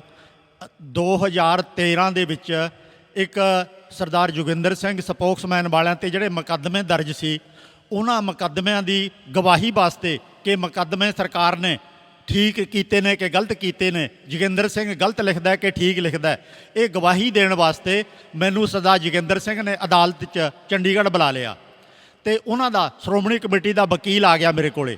ਉਹਨੇ ਮੈਨੂੰ ਸਵਾਲ ਕਰਨੇ ਸ਼ੁਰੂ ਕੀਤੇ। ਕਹਿਣ ਲੱਗਿਆ, ਇਹ ਸਵਾਲ ਮੈਂ ਤੁਹਾਨੂੰ ਜੱਜ ਸਾਹਿਬ ਦੇ ਸਾਹਮਣੇ ਕਰਾਂਗਾ, ਯਾਦ ਰੱਖਿਓ ਤੁਹਾਨੂੰ ਸਹੁੰ ਖਾ ਕੇ, ਉੱਥੇ ਕਸਮ ਖਾ ਕੇ ਕਹਿਣਾ ਪੈਣਾ ਕਿ ਜੋ ਕੁਛ ਮੈਂ ਬੋਲ ਰਿਹਾ ਉਹ ਸੱਚ ਬੋਲਾਂਗਾ, ਝੂਠ ਨਹੀਂ ਬੋਲਾਂਗਾ। ਤੁਸੀਂ ਇਸ ਤਰ੍ਹਾਂ ਸਹੁੰ ਖਾ ਕੇ ਬੋਲੋਗੇ ਅੰਦਰ, ਐਵੇਂ ਆਪਣੀਆਂ ਗੱਲਾਂ ਨਾ ਵਾਧੂ ਕਰਿਓ ਉੱਥੇ। ਮੈਂ ਵਕੀਲ ਨੂੰ ਨਾਲ ਦੀ ਨਾਲੇ ਕਿਹਾ, ਮੈਂ ਵਕੀਲ ਸਾਹਿਬ, ਮੈਂ ਤਾਂ ਸਹੁੰ ਖਾ ਕੇ ਸੱਚ ਬੋਲ ਦੇਵਾਂਗਾ, ਪਰ ਤੁਸੀਂ ਝੂਠ ਬੋਲਣ ਦੀ ਰੋਜ਼ ਸਹੁੰ ਖਾਧੀ ਹੋਈ ਹੈ। ਇਹ ਬੰਦੇ ਨੇ ਕਤਲ ਕੀਤਾ, ਸ਼ਰੇਆਮ ਪਤਾ ਹੁੰਦਾ ਸਾਰਿਆਂ ਨੂੰ, ਤੁਸੀਂ ਉੱਥੇ ਗਵਾਹੀਆਂ ਪੇਸ਼ ਕਰਦੇ ਹੋ, ਸਬੂਤ ਪੇਸ਼ ਕਰਦੇ ਹੋ ਝੂਠੇ ਕਿ ਇਹਨੇ ਤਾਂ ਕਤਲ ਕੀਤਾ ਹੀ ਨਹੀਂ, ਝੂਠਾ ਇਲਜ਼ਾਮ ਲੱਗੇ ਹੈ। ਤੁਸੀਂ ਰੋਜ਼ ਉੱਥੇ ਅਦਾਲਤ ਦੇ ਵਿੱਚ ਝੂਠ ਬੋਲਦੇ ਹੋ ਅਤੇ ਮੈਨੂੰ ਸੱਚ ਬੋਲਣ ਦੀ ਹਦਾਇਤ ਕਰ ਰਹੇ ਹੋ। ਮੈਂ ਆਪਣੇ ਜਿਹੜਾ ਦੋਸ਼ੀ ਤੁਸੀਂ ਬਣਾਇਆ ਸਰਦਾਰ ਜੋਗਿੰਦਰ ਸਿੰਘ, ਉਹਨੂੰ ਬਚਾਉਣ ਵਾਸਤੇ ਹਰ ਕੰਮ ਕਰਾਂਗਾ। ਉਹ ਘਬਰਾ ਗਿਆ, ਉਹਨੇ ਕਿਹਾ ਤਾਂ ਬੰਦਾ ਦਬਣ ਵਾਲਾ ਨਹੀਂ ਹੈ। ਵਕੀਲ ਮੈਨੂੰ ਕਹਿਣ ਲੱਗਿਆ ਫਿਰ ਇੱਥੇ ਹੀ ਆਪਣੇ ਬਿਆਨ ਲਿਖਵਾ ਦੇ, ਜੱਜ ਦੇ ਸਾਹਮਣੇ ਨਾ ਹੀ ਜਾਈ। ਅੱਛਾ। ਮੈਂ ਉੱਥੇ ਸਾਰੇ ਬੋਲੀ ਗਿਆ, ਉਹ ਬਿਆਨ ਲਿਖੀ ਗਿਆ ਤੇ ਬਾਅਦ ਦੇ ਵਿੱਚ ਸਾਰੀ ਉਹਦੀ ਕਾਪੀ ਮੈਂ ਸਰਦਾਰ ਜੋਗਿੰਦਰ ਸਿੰਘ ਨੂੰ ਦਿੱਤੀ, ਕੋਲੇ ਬੈਠੇ ਸੀ। ਮੈਂ ਕਿਹਾ ਜੀ ਤੁਸੀਂ ਪੜ੍ਹ ਲਓ, ਤੁਸੀਂ ਵੀ ਵਕੀਲ ਹੋ, ਕਿਤੇ ਕੋਈ ਗਲਤ ਤਾਂ ਨਹੀਂ ਲਿਖ ਲਿਆ ਇਹਨੇ। ਉਹਨਾਂ ਨੇ ਪੜ੍ਹ ਲਈ, ਕਹਿੰਦੇ ਨੇ ਠੀਕ ਹੈ। ਤੇ ਮੈਂ ਕਿਹਾ ਦਸਤਖਤ ਕਰ ਦੇਵਾਂ? ਕਹਿਣ ਲੱਗੇ ਹਾਂ ਕਰ ਦਿਓ। ਜਦੋਂ ਵਕੀਲ ਨੇ ਦੇਖਿਆ ਵੀ ਇਹ ਤਾਂ ਘਬਰਾਉਣ ਵਾਲਾ ਨਹੀਂ ਹੈ ਤੇ ਇੰਨੀ ਵਿਰੁੱਧ ਸਾਡੇ ਗਵਾਹੀ ਇਹਨੇ ਲੰਮੀ ਚੌੜੀ ਦੇ ਦਿੱਤੀ ਹੈ ਤੇ ਹੁਣ ਤਾਂ ਇਹਦਾ ਕੋਈ ਹੋਰ ਤਰੀਕਾ ਲੱਭਣਾ ਪਊਗਾ, ਤੇ ਫਿਰ ਉਹਨਾਂ ਨੇ 1 ਹਫ਼ਤੇ ਦੇ ਅੰਦਰ ਅੰਦਰ 4 ਥਾਵਾਂ ਤੇ ਮੇਰੇ ਵਿਰੁੱਧ ਮੁਕੱਦਮੇ ਦਰਜ ਕਰਵਾ ਦਿੱਤੇ ਤੇ ਨਾਲ ਦੀ ਨਾਲ ਮੈਨੂੰ ਗ੍ਰਿਫਤਾਰ ਕਰਕੇ ਮੋਗਾ ਜੇਲ੍ਹ 'ਚ ਬੰਦ ਕਰ ਦਿੱਤਾ ਗਿਆ। ਇਹ ਘਟਨਾ ਦੇ ਪਿਛੋਕੜ ਆ ਸੀ ਮੇਰੇ ਤੇ ਮੁਕੱਦਮੇ ਬਣਨ ਦਾ। ਮਤਲਬ ਜਦੋਂ ਤੁਸੀਂ ਇਹਨਾਂ ਦੀਆਂ ਗੱਲਾਂ ਸੁਣੋਗੇ ਆਮ ਬੰਦੇ ਨੂੰ ਰੁੱਖਾ ਲੱਗਣਾ, ਪਰ ਰੁੱਖਾ ਨਹੀਂ, ਤਿੱਖਾ ਹੁੰਦਾ ਹੈ। ਸੱਚ ਤਿੱਖਾ ਹੁੰਦਾ ਹੈ, ਉਹ ਲੱਗਣਾ ਇਦਾਂ ਹੀ ਹੈ ਵੀ ਗੱਲਾਂ ਬਾਤਾਂ ਸੁਣ ਕੇ ਤਾਂ ਇਸੇ ਤਰ੍ਹਾਂ ਲੱਗਦਾ ਹੈ, ਪਰ ਜਦੋਂ ਤੁਸੀਂ ਇਹਨਾਂ ਦੀਆਂ ਗੱਲਾਂ ਨੇੜੇ ਹੋ ਕੇ ਸਮਝਾਂਗੇ ਅਸੀਂ, ਉਹਦੇ ਵਿੱਚ ਸੱਚਾਈ ਹੈ। ਉਹ ਗੱਲ ਆਪਣੀ ਕਹਿਣ ਦੀ ਟੈਕਨੀਕ ਇਦਾਂ ਦੀ ਹੈ, ਢੰਗ ਇਦਾਂ ਦਾ ਬਾਪੂ ਜੀ ਦਾ, ਗੱਲ ਬੜੀ ਸਿੱਧੀ ਸਪਸ਼ਟ ਕਰਦੇ ਆ। ਇਦਾਂ ਨਹੀਂ ਉਹਦੇ ਵਿੱਚ ਕੋਈ ਮਤਲਬ ਉਹਨੂੰ ਬੜਾ ਸਵਾਰ ਕੇ ਜਾਂ ਉਹਦੇ ਵਿੱਚ ਬੜਾ ਸ਼ਬਦਾਂ ਦਾ ਜਾਲ ਨਹੀਂ। ਜਿਹੜੀ ਸਟੇਟਮੈਂਟ ਦੇਣੀ ਹੈ ਸਟੇਟ ਫਾਰਵਰਡ, ਆਪਣੀ ਗੱਲ ਸਿੱਧੀ ਤੇ ਥੋੜੇ ਸ਼ਬਦਾਂ ਵਿੱਚ ਕਹਿ ਦਿੰਦੇ ਆ। ਉਹਦੇ ਤੇ ਜ਼ਿਆਦਾ ਆਲੇ ਦੁਆਲੇ ਲਾ ਕੇ ਨਹੀਂ ਸ਼ਬਦ ਪੇਸ਼ ਕਰਦੇ। ਉਹ ਇਸੇ ਕਰਕੇ ਫਿਰ ਜਿਹੜੇ ਬੰਦੇ ਇਹਨਾਂ ਨੂੰ ਸੁਣਦੇ ਆ ਜਾਂ ਜਿਹੜੇ ਇਹਨਾਂ ਨਾਲ ਵਿਚਰਦੇ ਆ ਉਹਨਾਂ ਨੂੰ ਚੰਗੇ ਲੱਗਦੇ ਆ। ਸੋ ਬਾਪੂ ਜੀ ਜਿਹੜਾ ਹੁਣ ਅੱਗੇ ਵੀ ਪ੍ਰੋਜੈਕਟ ਹੈ, ਕੋਈ ਕਿਤਾਬਾਂ ਹਜੇ ਲਿਖ ਰਹੇ ਹੋ ਹੋਰ ਵੀ? ਹੁਣ ਕਿਤਾਬਾਂ ਦੀ ਵਿਕਰੀ ਤਾਂ ਘਟੀ ਹੋਈ ਹੈ ਤੇ ਉਹੀ ਕਿਤਾਬਾਂ ਦਾ ਮੈਟਰ ਅਤੇ ਹੋਰ ਨਵਾਂ ਜਿਹੜਾ ਕਿ ਪ੍ਰਚਲਿਤ ਵਿਸ਼ੇ ਨੇ, ਕਰੰਟ ਵਿਸ਼ੇ ਜਿਹਨੂੰ ਆਪਾਂ ਕਹਿ ਦਿੰਦੇ ਆ, ਉਹਦੇ ਤੇ ਮੈਂ 15 ਮਿੰਟ 20 ਮਿੰਟ ਜਾਂ ਅੱਧਾ ਘੰਟਾ ਉਹ ਮੈਂ ਬਣਾ ਕੇ ਆਡੀਓ ਵੀਡੀਓ ਪਾਈ ਜਾਂਦਾ ਤੇ ਕਈ ਸਾਰੀਆਂ ਤਾਂ ਬਹੁਤ ਜ਼ਿਆਦਾ ਲੱਖਾਂ ਤੱਕ ਵੀ ਗਿਣਤੀ ਪਹੁੰਚ ਜਾਂਦੀ ਹੈ ਉਹਨੂੰ ਲਾਈਕ ਕਰਨ ਵਾਲਿਆਂ ਦੀ। ਸੁਣਦੇ ਨੇ ਲੋਕੀ, ਵੇਖਦੇ ਨੇ ਤੇ ਕਈਆਂ ਤੇ ਅਸਰ ਵੀ ਪੈਂਦਾ ਹੋਣਾ। ਤਾਂ ਉਹ ਕੰਮ ਵੱਧ ਤੋਂ ਵੱਧ ਜਿੰਨਾ ਹੋ ਸਕੇ ਮੈਂ ਕਰਦਾ ਰਹਿਣਾ। ਤੇ ਜਪਜੀ ਸਾਹਿਬ ਦੀ ਵੀ ਇੱਕ ਪੌੜੀ ਦੀ ਲੜੀਵਾਰ ਕਥਾ ਛੇੜੀ ਹੋਈ ਹੈ। ਇਹ ਜਪਜੀ ਸਾਹਿਬ ਮੁਕੰਮਲ ਕਰਨ ਦਾ ਭਾਵ ਇਹ ਹੈ ਕਿ ਜੇ ਇਹਦੀਆਂ 38 ਪੌੜੀਆਂ ਨੇ ਤੇ 2 ਸਲੋਕ ਨੇ, ਉਹ ਆਪਾਂ ਮੁਕੰਮਲ ਕਰਕੇ ਕੇਵਲ ਇਹ ਸਿੱਧ ਕਰਨ ਦਾ ਯਤਨ ਕਰਨਾ ਹੈ ਕਿ ਜੇ ਅਰਥ ਹੋਣ ਅੱਜ ਦੇ ਹਾਲਾਤ ਦੇ ਮੁਤਾਬਕ ਤਾਂ ਇਦਾਂ ਦੇ ਹੋਣੇ ਚਾਹੀਦੇ ਨੇ। ਕਈ ਬੰਦੇ ਇਤਰਾਜ਼ ਕਰਦੇ ਨੇ ਕਿ ਤੂੰ ਤਾਂ ਹੋਰ ਤਰ੍ਹਾਂ ਦੇ ਅਰਥ ਕਰਨ ਲੱਗ ਪਿਆ। ਮੈਂ ਕਿਹਾ ਵੀ ਭਾਈ ਪਹਿਲਿਆਂ ਨੇ ਵੀ ਹੋਰ ਤਰ੍ਹਾਂ ਦੇ ਬਹੁਤ ਕੀਤੇ ਹੋਏ ਨੇ। ਆਹੋ, ਹਰੇਕ ਬੰਦਾ ਆਪੋ ਆਪਣੀ ਮਰਜ਼ੀ ਦੇ ਕੀਤਾ ਅਰਥ ਕਰਦਾ ਆ ਰਿਹਾ। ਮੈਂ ਉਹ ਅਰਥ ਕਰਦਾ ਜਿਹੜਾ ਮਨੁੱਖਤਾ ਦਾ ਜ਼ਿਆਦਾ ਤੋਂ ਜ਼ਿਆਦਾ ਜਿਹਦੇ ਵਿੱਚ ਭਲਾ ਹੁੰਦਾ ਹੋਵੇ। ਬਿਲਕੁਲ। ਤੇ ਉਹ ਅਰਥ ਹੀ ਸਾਡੇ ਵਾਸਤੇ ਬਿਹਤਰ ਨੇ। ਇਹ ਨਹੀਂ ਹੈ ਕਿ ਸਾਨੂੰ ਕੁਰਾਹੇ ਪਾਉਂਦੇ ਹੋਣ ਜਾਂ ਪੁਜਾਰੀ ਨੂੰ ਬੜਾਵਾ ਦਿੰਦੇ ਹੋਣ। ਉਹੋ ਜਿਹੇ ਅਰਥ ਮੈਂ ਨਹੀਂ ਕਰਦਾ ਜਿਹੜੇ ਅੱਜ ਸਾਡੀ ਜ਼ਿੰਦਗੀ 'ਚ ਜ਼ਿਆਦਾ ਤੋਂ ਜ਼ਿਆਦਾ ਕੰਮ ਆਉਂਦੇ ਨੇ। ਉਹੋ ਜਿਹੇ ਅਰਥ ਕਰਨ ਦਾ ਮੈਂ ਉਪਰਾਲਾ ਕਰਦਾ। ਟੀਕਾ ਜਿਹਦਾ ਵੀ ਪੜ੍ਹਨਾ ਪੜ੍ਹ ਲਓ, ਅਰਥ ਜਿਹਦੇ ਵੀ ਸੁਣਨੇ ਨੇ ਸੁਣ ਲਓ, ਤੁਹਾਨੂੰ ਖੁੱਲ੍ਹ ਹੈ। ਪਰ ਇਹ ਜ਼ਰੂਰ ਵੇਖਿਓ ਵੀ ਇਹਨਾਂ ਅਰਥਾਂ ਵਿੱਚ ਸਮਾਜ ਦਾ ਫਾਇਦਾ ਕੀ ਹੋਊਗਾ, ਲੋਕਾਂ ਦਾ ਭਲਾ ਕੀ ਹੋਊਗਾ। ਇਹ ਹਮੇਸ਼ਾ ਨੋਟ ਕਰਨਾ ਹੁੰਦਾ। ਕਿਸੇ ਵੀ ਪ੍ਰਚਾਰਕ ਦੀਆਂ ਗੱਲਾਂ ਸੁਣ ਲਓ ਵੀ ਇਹ ਬੰਦਾ ਜਿਹੜੀਆਂ ਗੱਲਾਂ ਕਰਦਾ ਹੈ ਇਹਦਾ ਸਮਾਜ ਨੂੰ ਕੀ ਫਾਇਦਾ ਹੋਏਗਾ।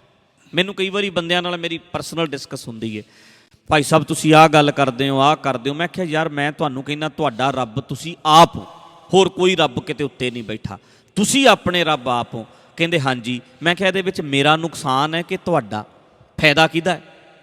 ਜਦੋਂ ਮੈਂ ਤੁਹਾਨੂੰ ਰੱਬ ਕਹੂੰਗਾ, ਜੇ ਹੁਣ ਮੈਂ ਕਹੂੰਗਾ ਉੱਤੇ ਰੱਬ ਹੈ, ਫਿਰ ਰੱਬ ਨੂੰ ਪੂਜਣ ਵਾਲੇ ਕੌਣ ਨੇ ਜ਼ਿਆਦਾ? ਅਸੀਂ ਜਿਹੜੇ ਗੁਰਦੁਆਰਿਆਂ 'ਚ ਰਹਿੰਦੇ ਹਾਂ। ਮੈਨੂੰ 27-28 ਸਾਲ ਚੋਲਾ ਪਾਏ ਨੂੰ ਹੋ ਗਏ ਹੈ। ਫਿਰ ਜ਼ਿਆਦਾ ਨੇੜੇ ਕੌਣ ਹੋਇਆ? ਮੈਂ। ਇਨਡਾਇਰੈਕਟਲੀ ਰੱਬ ਰੱਖਾਂਗੇ ਤਾਂ ਮੈਂ ਆਪਣੇ ਆਪ ਨੂੰ ਹੀ ਰੱਖ ਰਿਹਾ ਲੋਕਾਂ ਦੇ ਦਿਮਾਗ ਵਿੱਚ।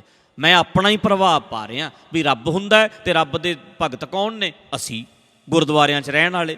ਜਦੋਂ ਮੈਂ ਇਹ ਗੱਲਾਂ ਤੁਹਾਡੇ ਨਾਲ ਕਰਦਾ ਤਾਂ ਫਾਇਦਾ ਤੁਹਾਡਾ ਹੋਣਾ। ਸੋ ਤੁਹਾਨੂੰ ਇਹ ਵੇਖਣਾ ਪੈਣਾ ਵੀ ਚਾਹੇ ਕੋਈ ਅਰਥ ਕਰੇ, ਕੋਈ ਕਥਾ ਕਰੇ, ਇਹ ਕਥਾ ਦਾ, ਇਸ ਗੱਲ ਦਾ ਨੁਕਸਾਨ ਸਮਾਜ ਨੂੰ ਕੀ ਹੈ ਤੇ ਫਾਇਦਾ ਕੀ ਹੈ।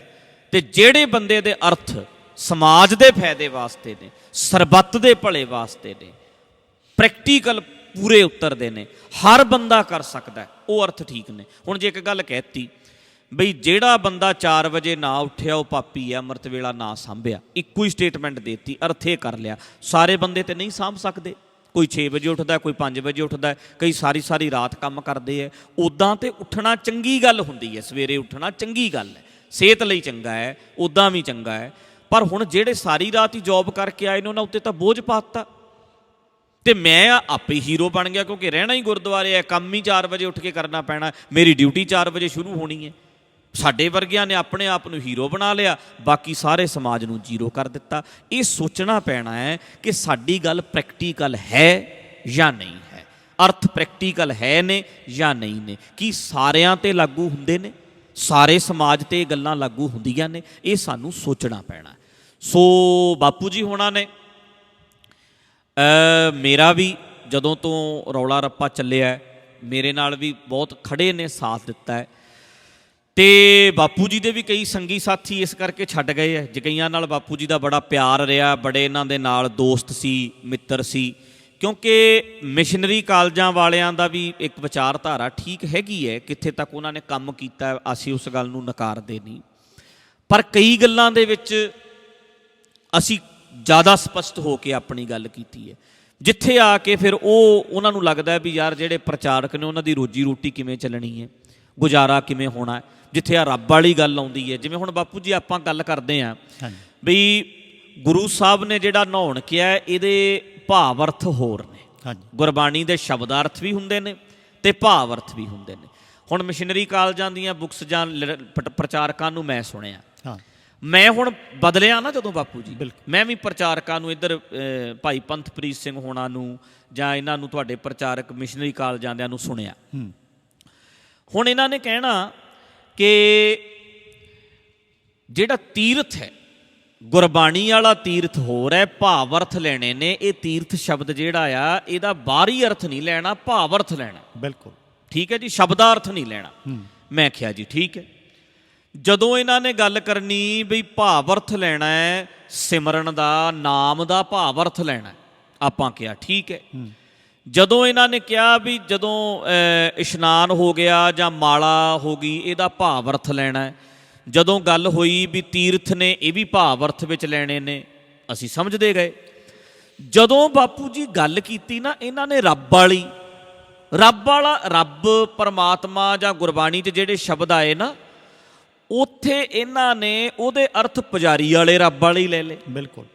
ਜਦੋਂ ਗੱਲ ਮੈਂ ਕਿਹਾ ਜਦੋਂ ਤੀਰਥ ਭਾਵ ਅਰਥਾਂ 'ਚ ਲੈਣਾ, ਫਿਰ ਅਰਦਾਸ ਭਾਵ ਅਰਥਾਂ 'ਚ ਕਿਉਂ ਨਹੀਂ ਲੈਣੀ? ਠੀਕ ਹੈ। ਫਿਰ ਰੱਬ ਨੂੰ ਭਾਵ ਅਰਥਾਂ 'ਚ ਕਿਉਂ ਨਹੀਂ ਲੈਣਾ? ਰਾਮ ਸ਼ਬਦ ਵੀ ਰਮੇ ਹੋਏ ਤੋਂ ਭਾਵ ਹੈ, ਭਾਵ ਅਰਥ ਲੈਣੇ ਸੀ ਨਾ। ਹੁਣ ਜਦੋਂ ਮਿਸ਼ਨਰੀ ਕਾਲਜਾਂ ਨੂੰ ਸੁਣਿਆ ਉਹਨਾਂ ਨੇ ਕਹਿਣਾ ਇਹਦਾ ਭਾਵ ਅਰਥ ਲਓ, ਇਹਦਾ ਭਾਵ ਅਰਥ ਲਓ, ਇਹਦਾ ਭਾਵ ਅਰਥ ਲਓ, ਤੇ ਗੁਰਬਾਣੀ ਜਦੋਂ ਰੱਬ ਆਇਆ ਉਹਦਾ ਸ਼ਬਦਾਰਥ ਲੈ ਲਿਆ, ਉਹਦਾ ਭਾਵ ਅਰਥ ਨਹੀਂ ਲਿਆ। ਜਿਹੜਾ ਜਿੰਨਾ ਕੁ ਪੁਜਾਰੀ ਸਿਸਟਮ ਚੱਲ ਸਕੇ, ਕੁਝ ਚੀਜ਼ਾਂ ਭਾਵ ਅਰਥਾਂ 'ਚ ਲੈ ਲਈਆਂ, ਕੁਝ ਚੀਜ਼ਾਂ ਸ਼ਬਦਾਰਥਾਂ 'ਚ ਲੈ ਲਈਆਂ। ਹੁਣ ਠੀਕ ਹੈ ਬਾਪੂ ਜੀ, ਅਸੀਂ ਵੀ ਕੁਝ ਚੀਜ਼ਾਂ ਕਰਦੇ ਹਾਂ, ਮੰਨ ਲਓ ਸਾਡੇ ਇੱਥੇ ਅਰਦਾਸ ਵੀ ਹੁੰਦੀ ਹੈ, ਜੋ ਮਰਿਆਦਾ ਚੱਲ ਰਹੀ ਹੈ ਉਵੇਂ ਹੀ ਚਲਾਉਂਦੇ ਹਾਂ, ਪਰ ਅਸੀਂ ਆਪਣੀ ਗੱਲ ਖੁੱਲ੍ਹ ਕੇ ਕਹਿੰਦੇ ਹਾਂ ਵੀ ਇਹ ਚੀਜ਼ਾਂ ਚੱਲ ਰਹੀਆਂ ਨੇ, ਮਰਿਆਦਾ ਚੱਲ ਰਹੀ ਹੈ, ਅਸੀਂ ਅਜੇ ਬਦਲਣ ਜੋਗੇ ਨਹੀਂ ਬਣੇ, ਪਰ ਕੁਝ ਚੀਜ਼ਾਂ ਜਿਹੜੀਆਂ ਨੇ ਸੱਚ ਨਹੀਂ ਹੈਗੀਆਂ, ਅਸੀਂ ਪ੍ਰੋੜਤਾ ਨਹੀਂ ਕਰਦੇ।